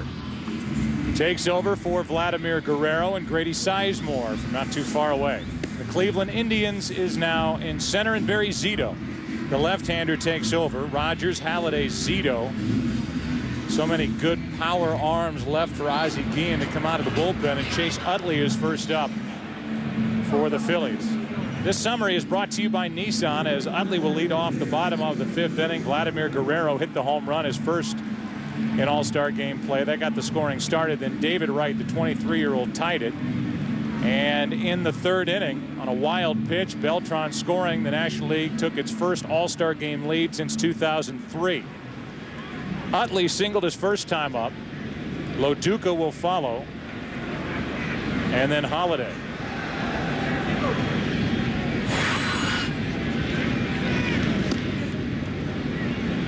Barry Zito is a free agent to be. Kenny Rosenthal is still with us. Ken, A, do you see him getting traded before the end of the year? And B, where do you think he'll end up next year? Barry, I don't see him getting traded as far as that's concerned. But as a free agent, he recently switched agents from Arn Tellem to Scott Boras. He's going to leave Oakland. There's no question about that. One of the New York teams is going to be in there. The Dodgers, most baseball people believe it's going to be those three teams. If A.J. Burnett was 5 years, $55 million, Joe, what's this guy going to be? He's left-handed. He's far more accomplished. Start the bidding at about 5 years, $75 million. Maybe he doesn't need a new agent other than you. He's pretty good. The deal for him. That sounds good, though. 5 years, $75 million. That is a nice start. 1 ball, 2 strikes. Utley is jammed, and he pops it up into shallow Wright. Out is the second baseman, Michael Young. And he's there for out number 1. Just so you know, if you're trying to score along with us at home, and I can barely do it here at the game, Michael Young is batting 5th. Mauer is hitting 6th. Matthews 7th. Zito 8th. And Grady Sizemore batting 9th, meaning he'll lead off in the 6th.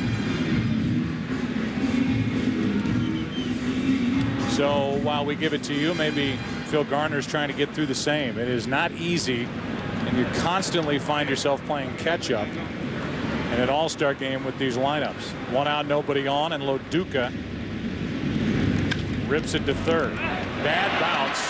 Rodriguez bounces it, and then David Ortiz, typically a DH, saves an error for Rodriguez. David played a few games during interleague play, but Rodriguez recovering quickly, but threw it in the dirt. And a nice backhand pickup by David Ortiz. Well done. So Rodriguez, who won the AL MVP award last year, Ortiz, who finished a close second, is there to bail him out here in the 5th inning tonight. And with 2 out, nobody on, here is the second at bat for Matt Halladay, grounded out his first time up. It's on the inside corner, strike 1.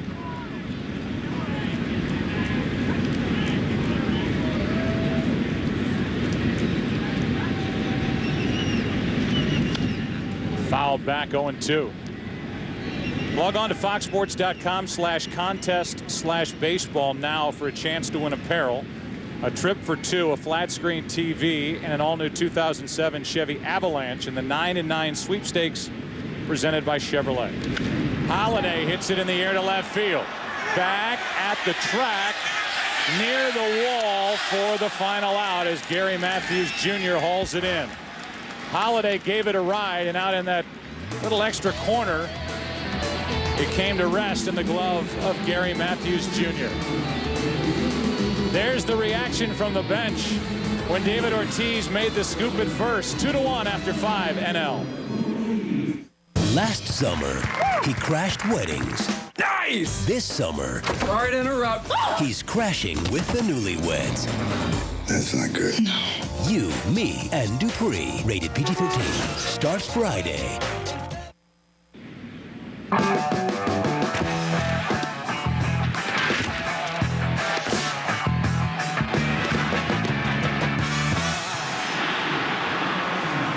They said they were going to do it, and they've done it tonight. The National League using its running game, manufacturing a run back in the 3rd to take the lead. It's still 2-1. Tonight's aerial coverage is brought to you by Goodyear's new Eagle tire with Response Edge technology, featuring a carbon fiber reinforced sidewall for enhanced performance. Beautiful sight in a great ballpark. One of the best in Major League Baseball here in Pittsburgh, and Grady Sizemore is first at bat against a nasty left-hander, Brian Fuentes from the Colorado Rockies. Brian McCann takes over behind the plate. Loduca is out. Sanchez moves to second base, and David Eckstein takes over at short. 2-1 National League, top of the 6th.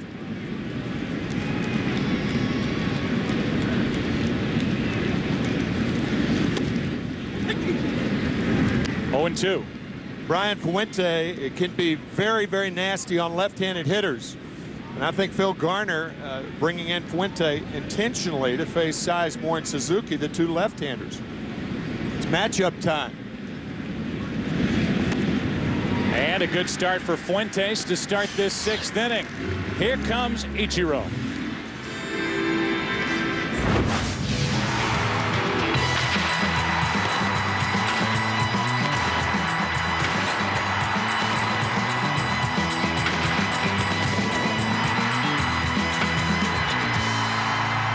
So far tonight, 0 for 2, but he leads the major leagues in hits this season. He has been on a tremendous run at the start of his career here in the United States. Representing the Mariners, doing it so well, takes a ball from Fuentes. Good time for Phil Garner to go to his left-hander. Brings in Fuentes with Sizemore, the leadoff hitter. Now Ichiro. Jeter is on deck. Mentioned that Ichiro leads the major leagues in hits. He has 129 on the season. And he's trying to figure out this left-hander who is just nasty. And that will prove it that Ichiro, with his great swing, was that far out in front and fooled. Watch the lower side of the body leave on the slider away. Not a left-handed hitter alive that likes that pitch. Here comes a 1-2. Ichiro grounds to short. Tough play. Eckstein has to use the arm. He got him. 2 down. Eckstein, Tim, always has or seems to have just enough. He doesn't have a great arm, but he can make the play and the hard throw when he has to. Has the knack of knowing when to hurry and when not to. Good play. Last year a starter for the National League. This year replacing Renteria, who he replaced in St. Louis when Renteria signed that big deal to go to the Red Sox. Had a rough year, committed 30 errors last year. Now he's more at home. Would seem back in the National League in Atlanta, and Eckstein is having a great year at short for Tony La Russa. With 2 out, nobody on, here is Jeter. And there is strike 1 from Brian Fuentes.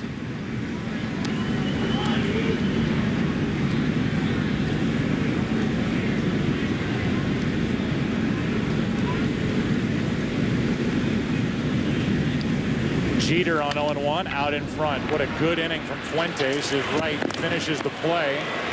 Albert Pujols almost walked right into Derek Jeter coming down the line. Bottom of the 6th inning already.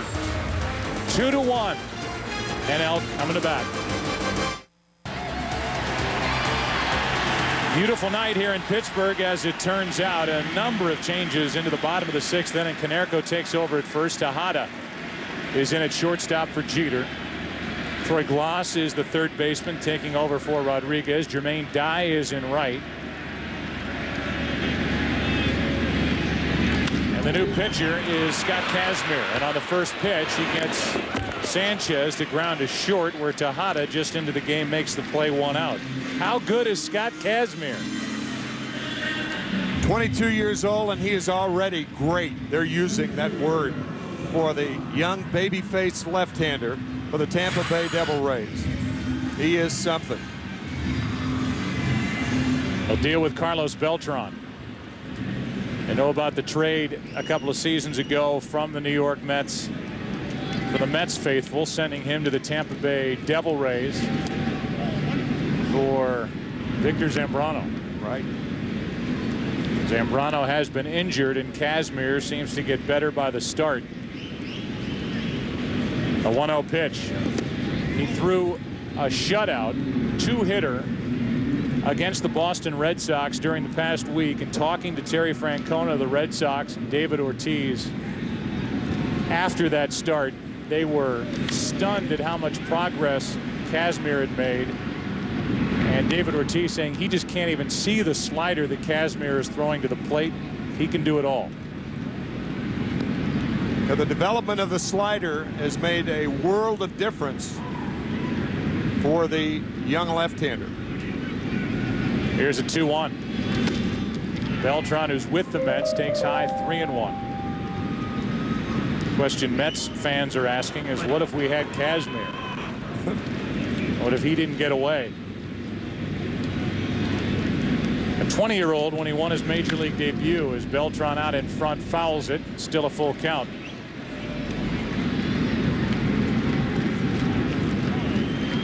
MLB.com, Boys and Girls Clubs of America, is the official charity of Major League Baseball. Together, they create a positive place for kids. Omar Garcia-Parra has yet to see action tonight. Leading the National League in average is Beltran. Shoots one into left field, and it's caught by Gary Matthews Jr. Ball stayed in the air for a long time, and Matthews able to get there 2 out. Gary Matthews Jr. usually gets there. One of the real emotional stories of this All-Star game. 6 different teams before his first All-Star selection. And he not only got to that ball, but he made one of the most spectacular catches of the season earlier this year. Unbelievable. And you can even extend it beyond this season. Right. for the athletic ability he showed on this catch in Texas. Watch how he goes up on the wall and the way he catches the ball against Mike Lamb of the Astros. So far over the wall and not catching it with a backhand as Pujols hits it into center field. Back at the track and caught for the out by Grady Sizemore. We're already into the 7th inning here tonight. National League hanging on, leading 2-1 back after this from your local Fox station.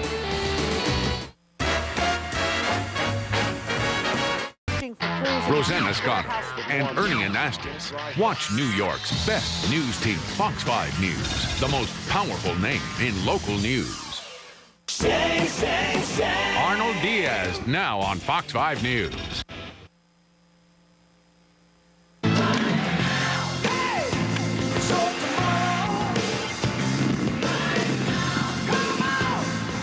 David Wright, one of the stars for the Mets and for the National League tonight, homered back in the second to tie the game at 1. Derek Turnbow, the flame-throwing right-hander, brings it. Ryan Howard takes over at first base. We're in the 7th inning, 2-1 National League, and the closer for the Brewers, Derek Turnbow, is on the mound.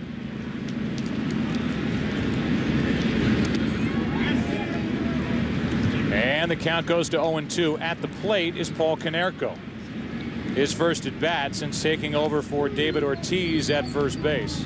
And at the break, the Milwaukee Brewers 5.5 back of the St. Louis Cardinals. There are 20 teams that are 6 games out or fewer.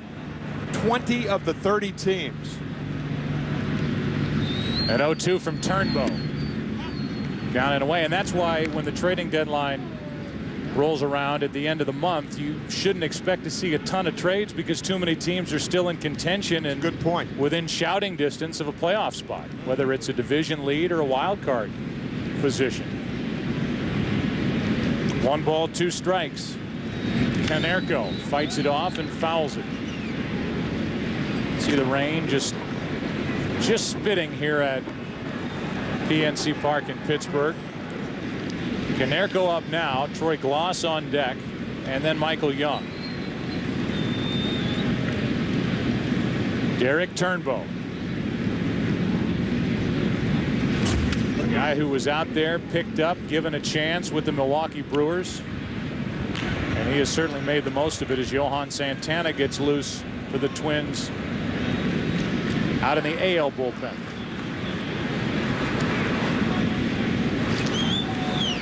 2 balls, 2 strikes. And now a full count. Getting into the time of this game where you're going to start to see closers come in for each league. And for Milwaukee, they start the run here in the 7th with Turnbow. They also have Gordon and Hoffman. Ozzie Guillen has even more firepower at the end of his bullpen. 3-2 pitch and a line drive base hit to center.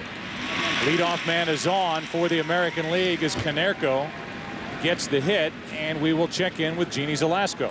Well, it's about the time of the game when even people at home are starting to wonder who is your early pick for MVP. So I found the Wright family right here. Sir, would you mind standing up? Would you mind just giving me your early pick for MVP? Too early to say. This is David Wright's dad. You're not even going to pick your son? All right, I'll say right now he's one of the front runners. Okay, Ron Wright, this is what I would expect from you. Everything we've heard about you and your son and your relationship, it's about towing the line and keeping things, not letting him get too big-headed, shall we say. So we're here to maybe get a little bit of dirt about your son, because everything does seem perfect. He got into a food fight when he was in high school. Okay, that's good stuff. Okay. Was it colorful? I wasn't there, but I understand he got a day in-school suspension, and that's about the only dirt that I know that he did. Now, he's not living at home anymore, so it's he could be doing some things that I don't know about. But knock on wood, so far, he hadn't given us an ounce of trouble, and we're as proud as we can be of him. All right, what do you think about a shot here tonight? I was excited. Unbelievable. First All-Star game, first at bat. Very, very proud of him and excited. You know, keeping the National League in the game, and that's what we're about. All right, we got Dad, we got the 3 brothers, Mom, and then the traveling coach here as well. You guys sit down and enjoy the game. and keep pulling for the National League. They're telling me the right side is winning, guys. All right, thank you, Jeannie. 2-1 is the count on Gloss with the tying run at first. Guerrero, good pitch from Turnbow, down and away, 2-2. Tim, I think as you look at the way this game has unfolded, Phil Garner has what he wants. He's got a late inning lead, albeit a 1-run lead. Now he can go to his closers, Turnbow, Gordon, Hoffman, and it's up to them to do the job against this American League lineup with all the power that they can send at you, not only in the lineup but coming off their bench. High hop to David Wright, and trouble getting it out of his glove for Sanchez, but a pick on the reach by Ryan Howard at first, that big target, and a 5-4-3 double play. Big target, but a tough play for Howard. Sanchez can't get it out of his glove. The throw is high, so the body going one way, and the ball went the other. Good play by Ryan Howard to complete the double play. Throw almost took off on Sanchez. Trouble getting it out of his glove. Crawls into the web. And so now with 2 out and nobody on, the batter will be Michael Young, who is the reigning batting champion in the American League. It's a rarity, but it happened this last year. A couple of right-handed batting champs. Not only Michael Young, but the great Derek Lee of the Chicago Cubs, who unfortunately has been injured for the majority of this season. 2 out, nobody on, 1 ball, no strikes. And Young hits it in the air to right. Sanchez out. He's called off on the play by Halladay. 3 batters come to the plate in the top of the 7th inning. A hit, a double play, still 2-1. The National League on top as they come to bat in the bottom half.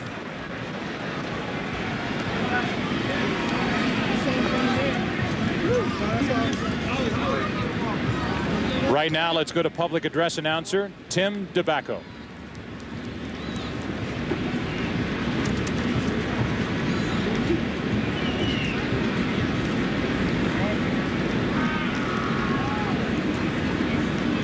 Fans, please rise and honor America as we welcome Grammy Award-winning recording artist John Legend to sing God Bless America. God bless America, land that I love. Stand beside her and guide her through the night with light from above.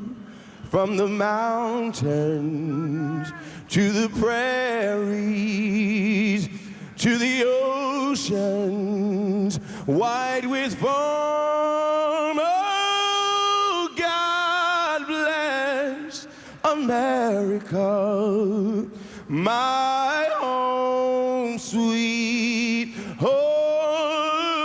Oh, yeah. God bless America, my home sweet home.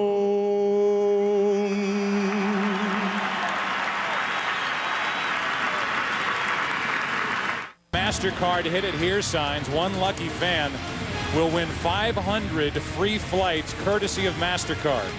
For more information, visit priceless.com. 500 round trips? 500 round trips. Someone won last night when Ryan Howard, on his last home run, hit the sign out in right. Johan Santana takes over. Jason Bay, another at bat. He takes a strike on the inside corner, 1-1. Bay is 1 for 2, and Flash Gordon, Tom Gordon, is getting ready for the 8th.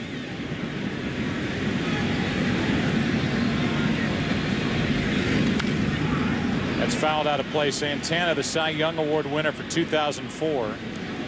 And over the last 5 years now, Johan Santana has compiled a 2.87 ERA. He is fantastic. That is the lowest in the major leagues. Better than Pedro, Smoltz, Oswalt, and Halladay. Bay on that great Santana changeup strikes out. That changeup, I don't think anybody squares up on the mound quite like Santana does.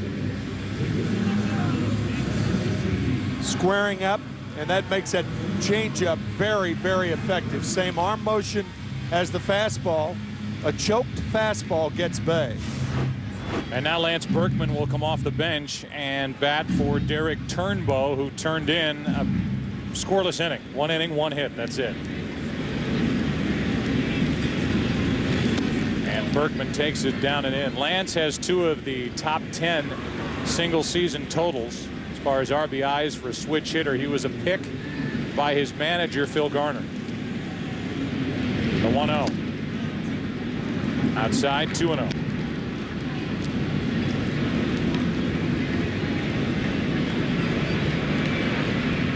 Mark Redmond, a left-hander, getting loose out in the bullpen for the American League. That makes it 3-0 on Berkman.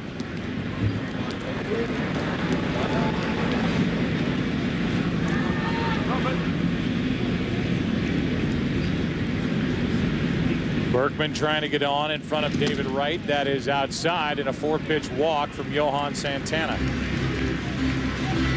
David Wright is coming up, and he started our Pepsi double play.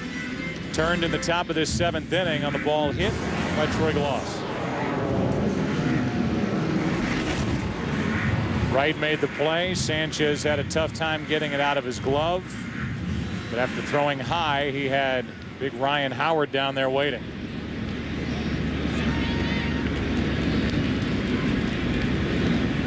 National League has its first base runner since a leadoff hit by Bay in the 4th. And the first pitch, a ball to right. Also the first walk of the game. 5 straight balls now thrown by Santana.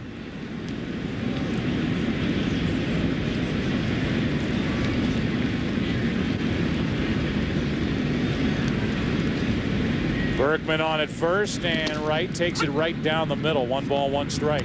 How about the combination that the Twins can boast with the 2 left-handers, Johan Santana and Francisco Liriano? And behind the plate calling the pitches, Joe Mauer, leading the American League in hitting. But these 2 left-handers are really special. The 1-1. Jam shot to short. Not hard hit. Out at second and out at first. Nicely turned by Tejada, the shortstop. Young to Tejada, on to Konerko, and on to the 8th inning of this All-Star game. Still NL on top, 2-1.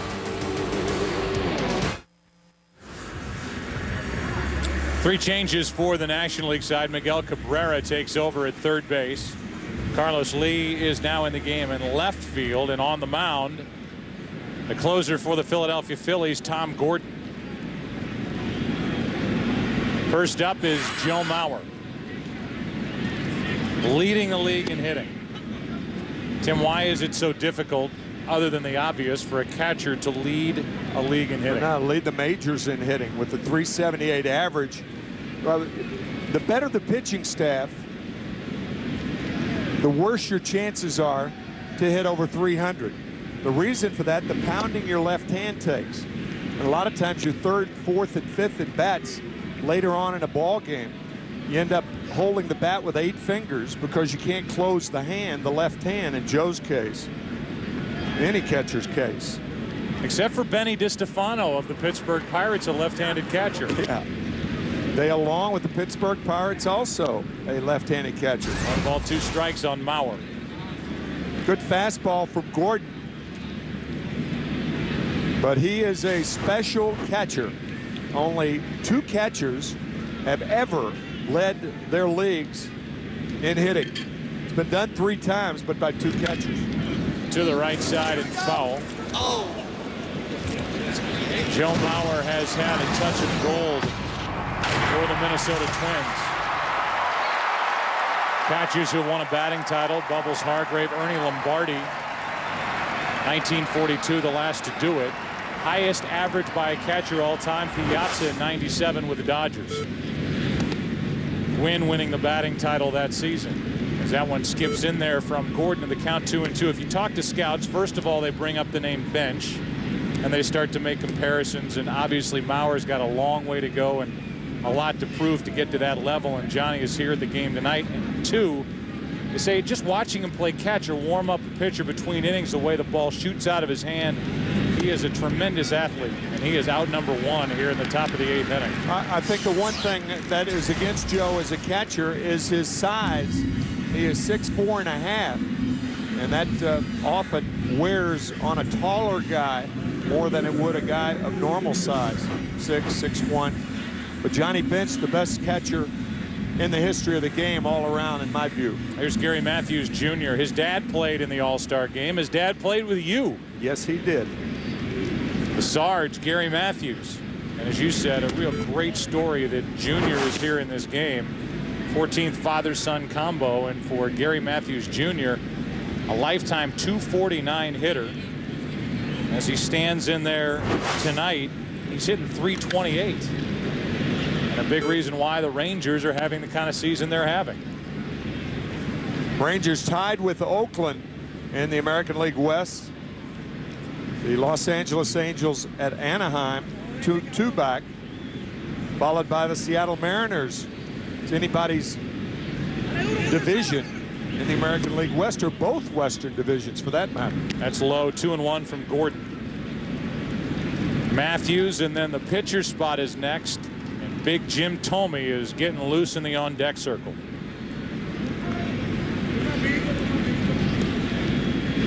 Matthews gets a base hit through the left side. And that will bring Thome up, number 2 in the American League in home runs, behind David Ortiz, with a chance to put the AL on top with 1 swing. Let's go down to Kevin Kennedy.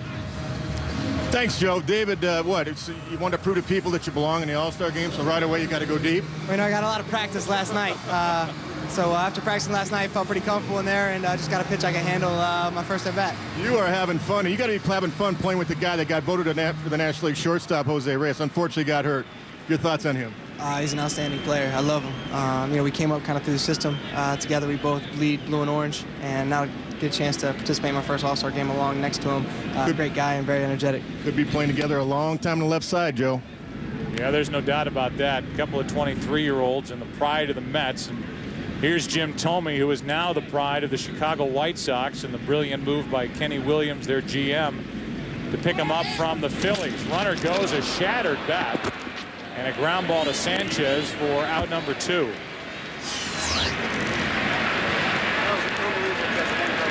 Plane will be a little lighter going back to the south side of Chicago for Jim Thome. He'll leave that bat here. Woo, that's a shatter job right there. My goodness.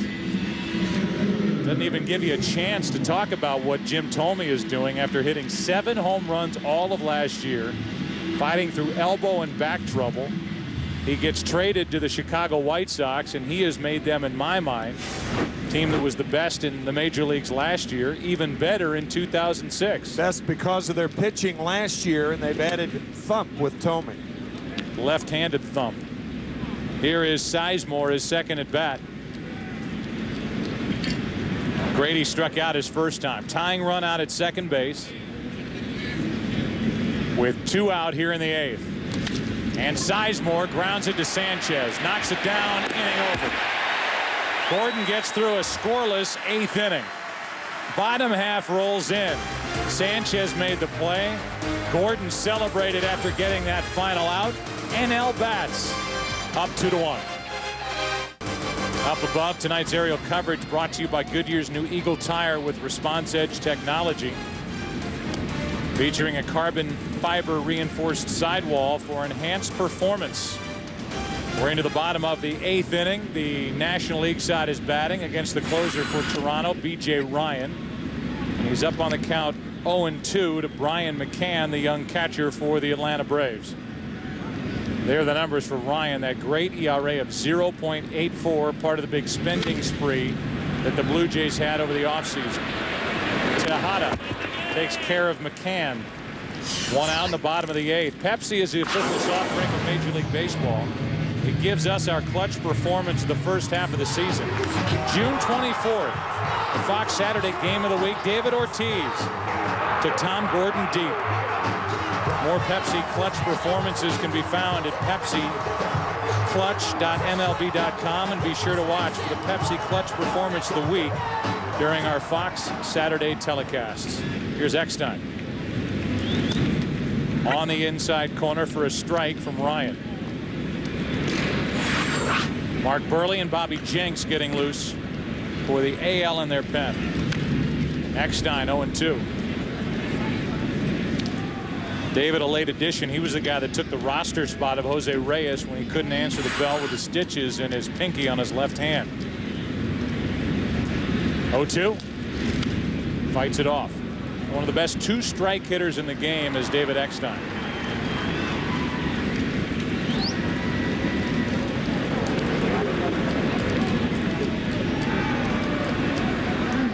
San Diego Padres have one of the best closers ever, and he's getting loose out in the National League bullpen.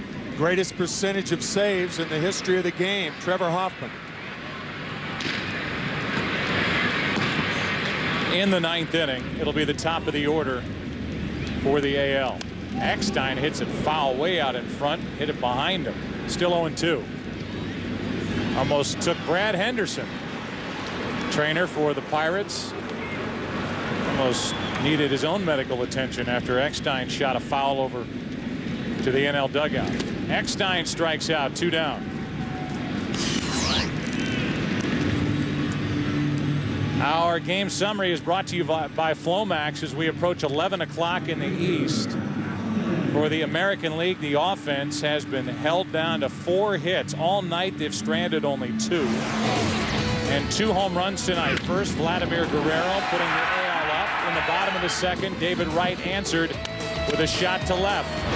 David Wright lines out to third, Halladay, and the inning comes to a close. Halladay is the final out, the bottom of the 8th. Here we go in the 9th inning. AL bats down 2-1.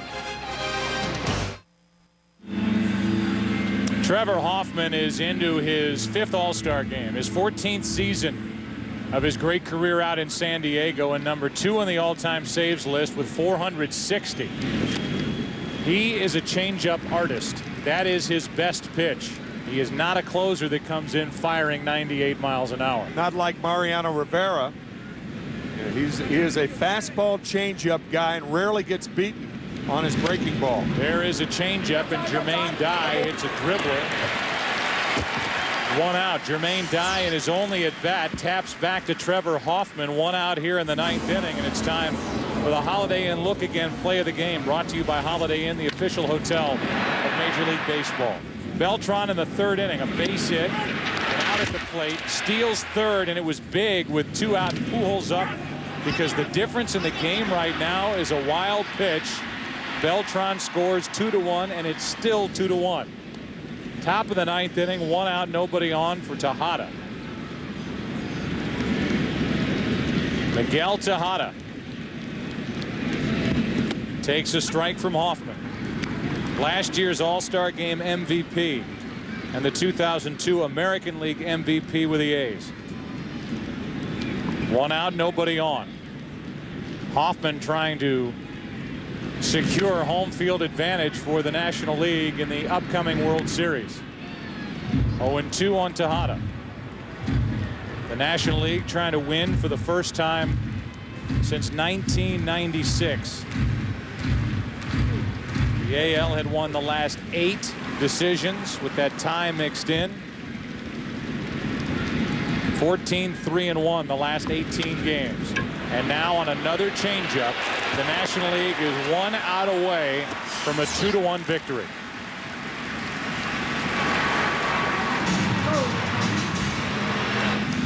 If this score holds, it would be the lowest scoring All-Star game since 1990, when the American League won 2-0 and the National League had 2 hits. Tonight, the AL has 4. Here's Konerko, last hope for the AL.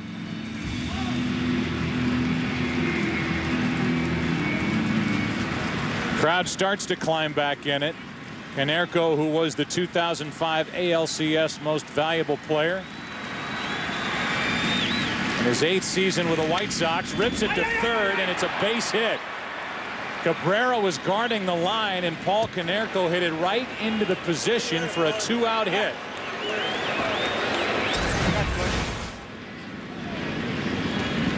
And the American League will have a pinch runner, but you're right.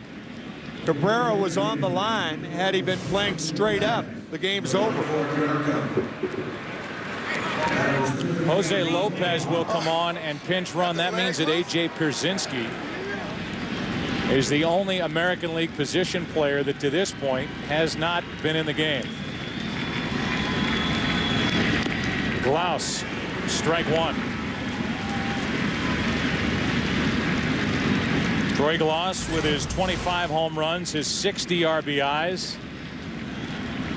Missed the first pitch from Hoffman. Tying run at first. 2 out.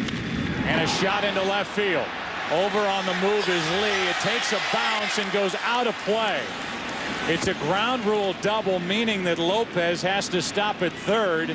And it's second and third with 2 down here in the 9th inning. That was a real break for the American League. Had that ball hit the fence, the carom would have taken it where the left fielder, Jason Bay, was. Or Carlos Lee, I beg your pardon.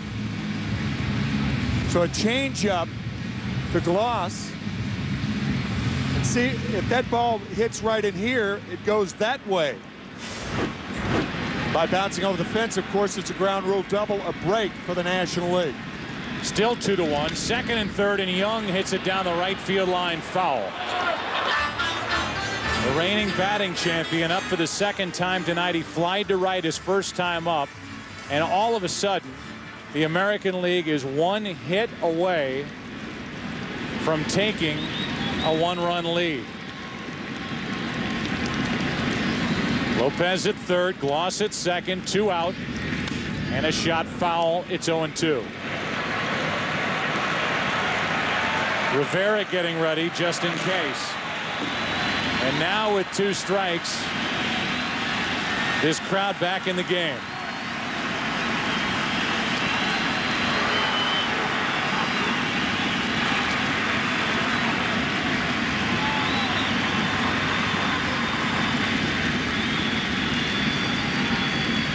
The 0-2. Line drive is a base hit into right center field.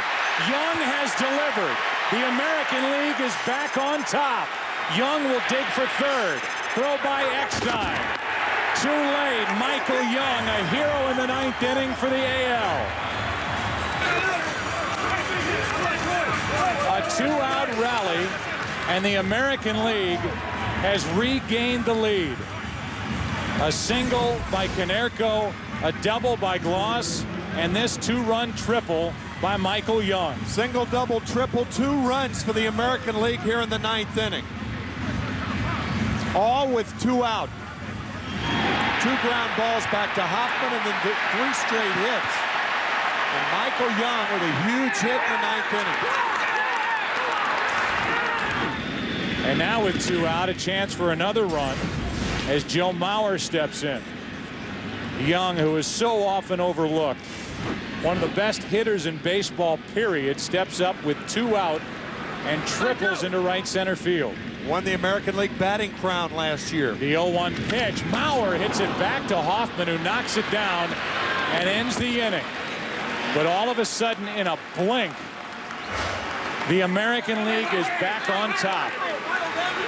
They led 1-0 after an inning and a half, and now after 8.5 here in Pittsburgh, with Rivera coming in, 3-2 AL. Bottom of the 9th coming up. Trevor Hoffman now left to root for his National League teammates after blowing the save, thanks to the 2-out, 2-run triple by Michael Young. The American League bench reacting. So many players on that bench on teams that are front running for a playoff spot right now. Ozzie Guillen had it set up for Michael Young, who delivers. And now with Hoffman left standing there watching, number 2 on the all-time saves list. Number 4 is coming out and ready to pitch, and that is Mariano Rivera, who has been the best big game closer in the history of Major League Baseball. Postseason and during the season for the New York Yankees. He is phenomenal. Glaus moves over to first base. Lopez is in the game at third, near the bag, and the batter is Sanchez. He takes a strike from Mariano Rivera.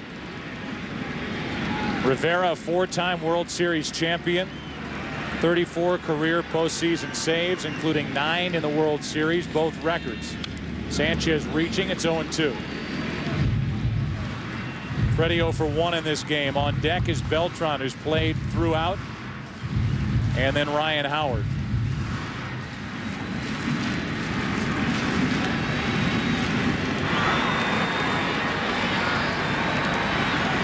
The 0-2. Ball 1.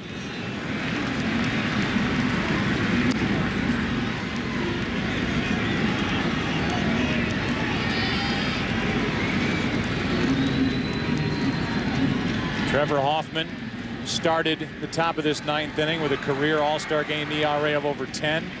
Could not nail it down, and Sanchez grounds to third. Lopez to his left. Good play, 1 out.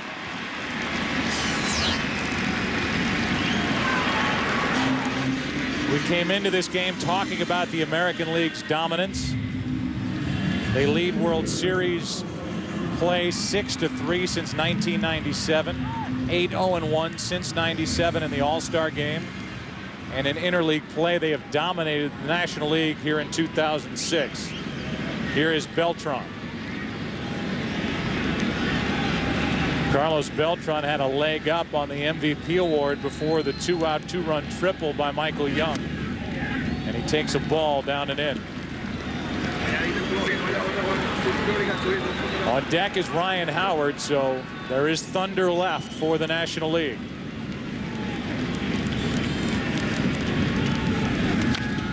One ball, one strike. Those of you folks who do not know Mariano Rivera, he throws one speed, a one-speed fastball. He crowds left-handed batters, and if they hit it on the good part of the bat, usually they pull it foul. More often than not, he breaks the bat. Off his front foot, fouled, and it's 1-2. In fact, he's so tough on left-handed batters that there are some occasions where switch hitters will just go up and bat right-handed against Mariano Rivera.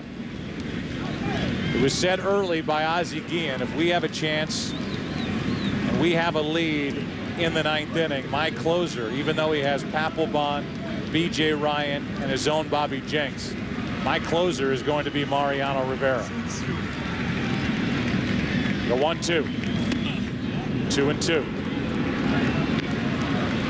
In his career against Rivera, Beltran 3 for 12.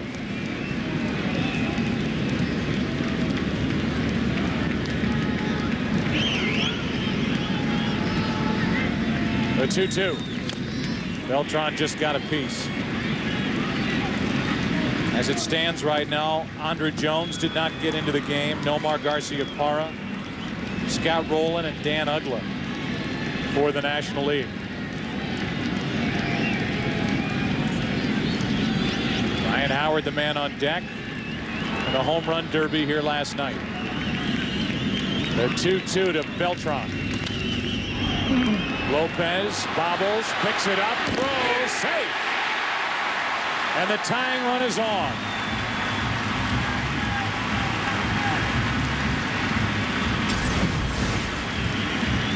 Beltran may have hurt himself going past first base. A lot of times that long stride right there, he's got that shin guard on his right shin. The bobble by Lopez, and extending with that last stride right there and coming down on his heel. Squatted down in shallow right field. He tripped actually over the leg of Troy Glass, and he appears to be all right. And now the kid slugger from the Philadelphia Phillies, Ryan Howard, steps up. 1 on, 1 out. When Howard came in, Phil Garner had the option of putting him in the number 5 spot. He wanted Howard hitting third, and here he is representing the potential winning run at the plate in the 9th inning. 1 on, 1 out, and Howard rips it foul. Here we go! Ryan Howard 0 for 2 in his career against Rivera.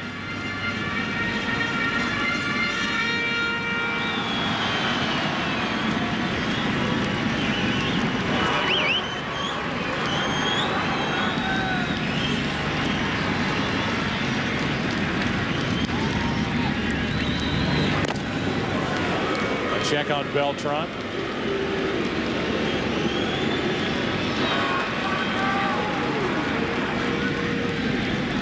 Got a power man at the plate in Ryan Howard. You've got a guy who can steal bases on at first. He already has in this game, Beltran. We've already heard Phil Garner say that his players are on their own. 1 ball, 1 strike on Howard. Yeah, Joe, I think the reason that he wouldn't run right now is he got a scare when he hit first base, and that scare was in the lower part of his body. And understandably, I don't know whether he wants to take a chance and run right here. A 1-1 to the right side. Young, his only play at first. The tying run in scoring position, 2 out. And Carlos Lee of the Milwaukee Brewers is walking to the plate. Just out of the way of that batted ball by Ryan Howard, which would have meant that Beltran would have been out. Howard would have been awarded first base and would have taken the tying run out of scoring position. As it is, Carlos Lee can tie this game with a hit.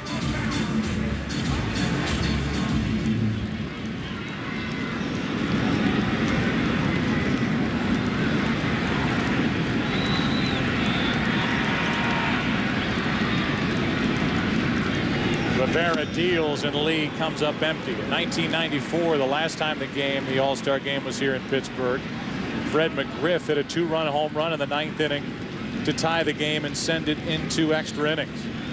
Here, the National League is asking for a little old hit from Carlos Lee. 1 ball, 1 strike. 3 out of 11 in his career is Carlos Lee against Rivera. Has a lot of power the other way. Will hit the ball to right. Beltran stealing third and a foul off to the right for strike 2. Beltran would have stolen third without a throw.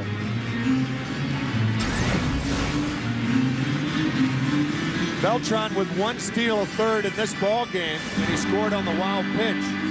That was the difference until the 2-out triple by Michael Young in the top of the 9th inning.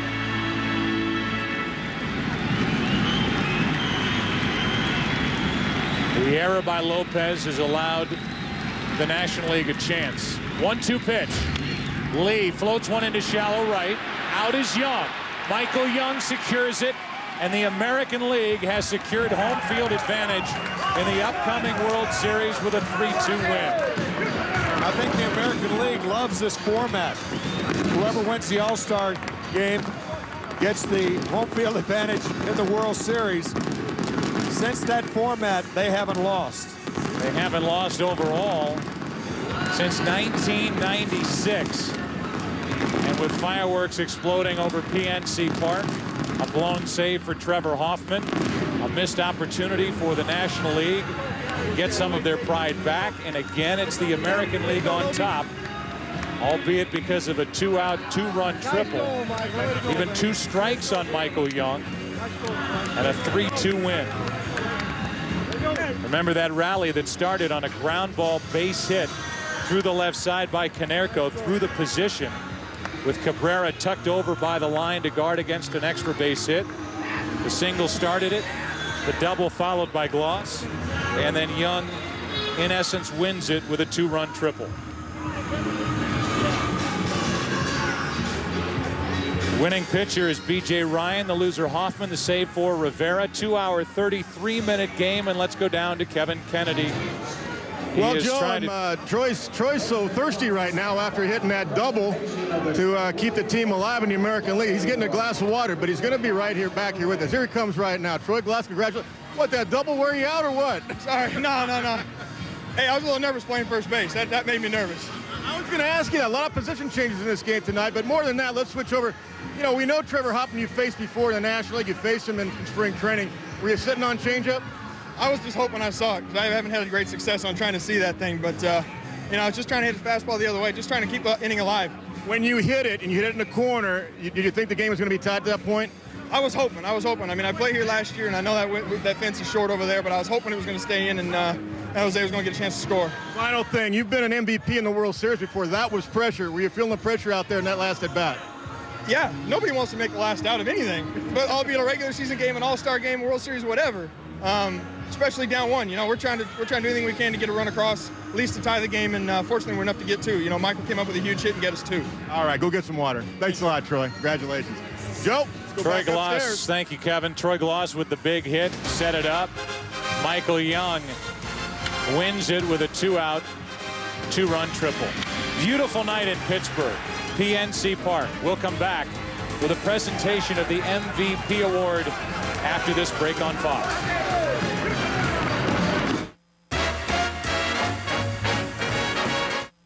Next on Fox 5 News, hazy and humid tomorrow. A threat of thunderstorms all day long. Who's at risk for the most severe weather?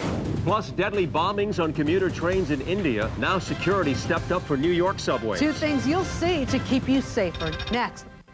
What began over 4 hours ago has ballooned into a hostage standoff. Pick up the phone! In the world of crisis negotiators, I've been listening to you for the last 3 hours. no one will doubt my strength. They are the FBI's top 2. All you need is one hostage. I'll make for a good trade. This fall, You're not going in there. You're putting yourself at risk. everything is negotiable. What is she doing? Don't make a sound. Standoff. The series premiered Tuesday, September 5th on Fox. This copyrighted telecast is presented by the authority of the Office of the Commissioner of Baseball and may not be reproduced or retransmitted in any form, and the accounts and descriptions of this game may not be disseminated without express written consent.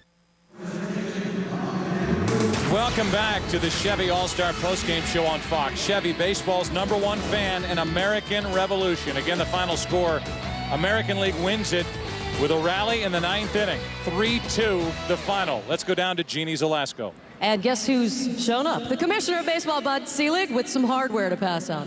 Thank you very much. On behalf of Chevrolet, it's my privilege, Michael, to present the Ted Williams All-Star Game Most Valuable Player Award. You had quite a night with a great clutch hit. Congratulations. Well-deserved honor. And Michael, while you take that very carefully, we will go to the general manager of Chevrolet, Ed Pieper. Appropriate for a guy from Texas. You're getting a big belt buckle here, but look what's attached.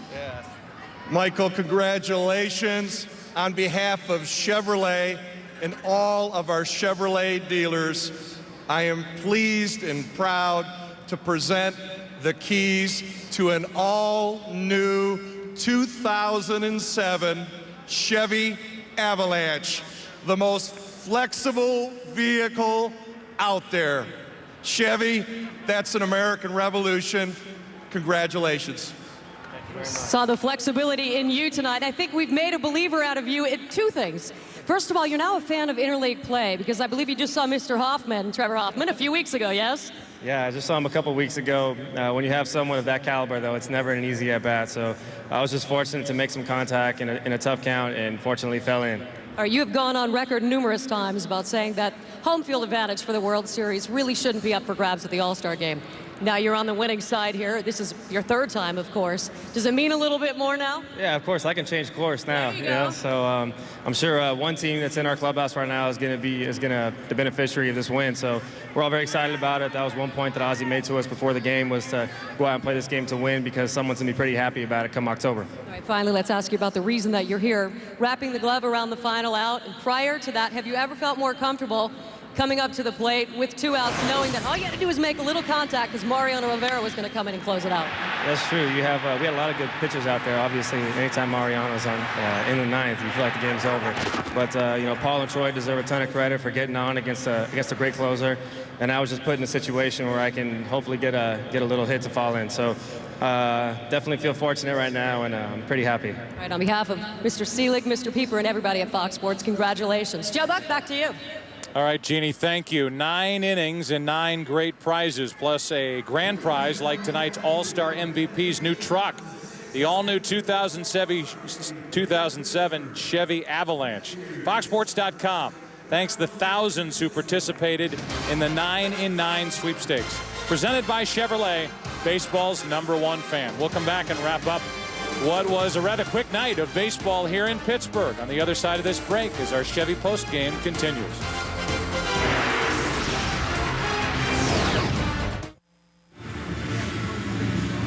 Welcome back to the Chevy All-Star postgame show on Fox. Chevy, baseball's #1 fan, an American revolution. Tonight's aerial coverage is brought to you by Goodyear's new Eagle tire with Response Edge technology, featuring a carbon fiber reinforced sidewall for enhanced performance. You know the final score by now, 3-2, an enhanced performance by Tim McCarver in your 15th All-Star game. As we look back, you and I took our headsets off after the American League took the lead. I have no idea why, but you almost felt sorry for the National League after suffering what they've done the last run of All-Star games, the way interleague play has gone, and here they are again, one strike away, and they lose the ball game. Well, Trevor Hoffman made it look so easy with two ground outs to him, and then the base hit, as you pointed out, with Guerrero guarding the line. Single, double, triple by Michael Young, not a bad deal. One hit, one Chevy. And yeah, one hit, one Chevy, and nighty night for this 77th Major League Baseball All-Star game. Michael Young gets the winning hit. He is the MVP. It just goes to show you, you play 2.5 hours, and the MVP was literally decided with one swing of the bat, and very humble with what he said out there. I had a little hit ball in. He ripped that ball off Trevor Hoffman. He really was, and that's certainly appropriate. Nighty night, but not nighty night for us for the next 7 years. Fox has announced that we will have baseball for the next 7 years, the All-Star Game and World Series. You're stuck. You're stuck with us for the next 7 years. Or at least Fox. I don't know about us. We'll take a break. This is it. Good night. 77th All-Star Game. AL wins it 3-2.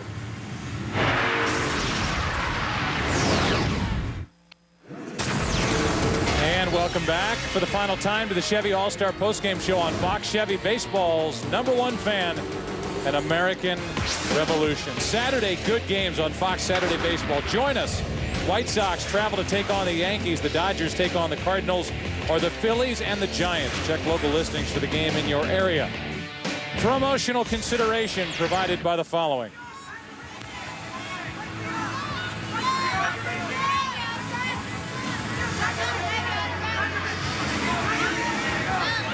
Helping us with what we call our rollout, Bronson Arroyo, pitcher for the National League, talented man, as we look back on this night. A 3-2 win for the American League. And on behalf of our producer, Pete Macheska, our director, Bill Webb, and of course, Kevin, Jeannie, Ken, Tim, I'm Joe. So long from Pittsburgh. It's been a great host city. 3-2 is the final. AL wins it. So long, everybody.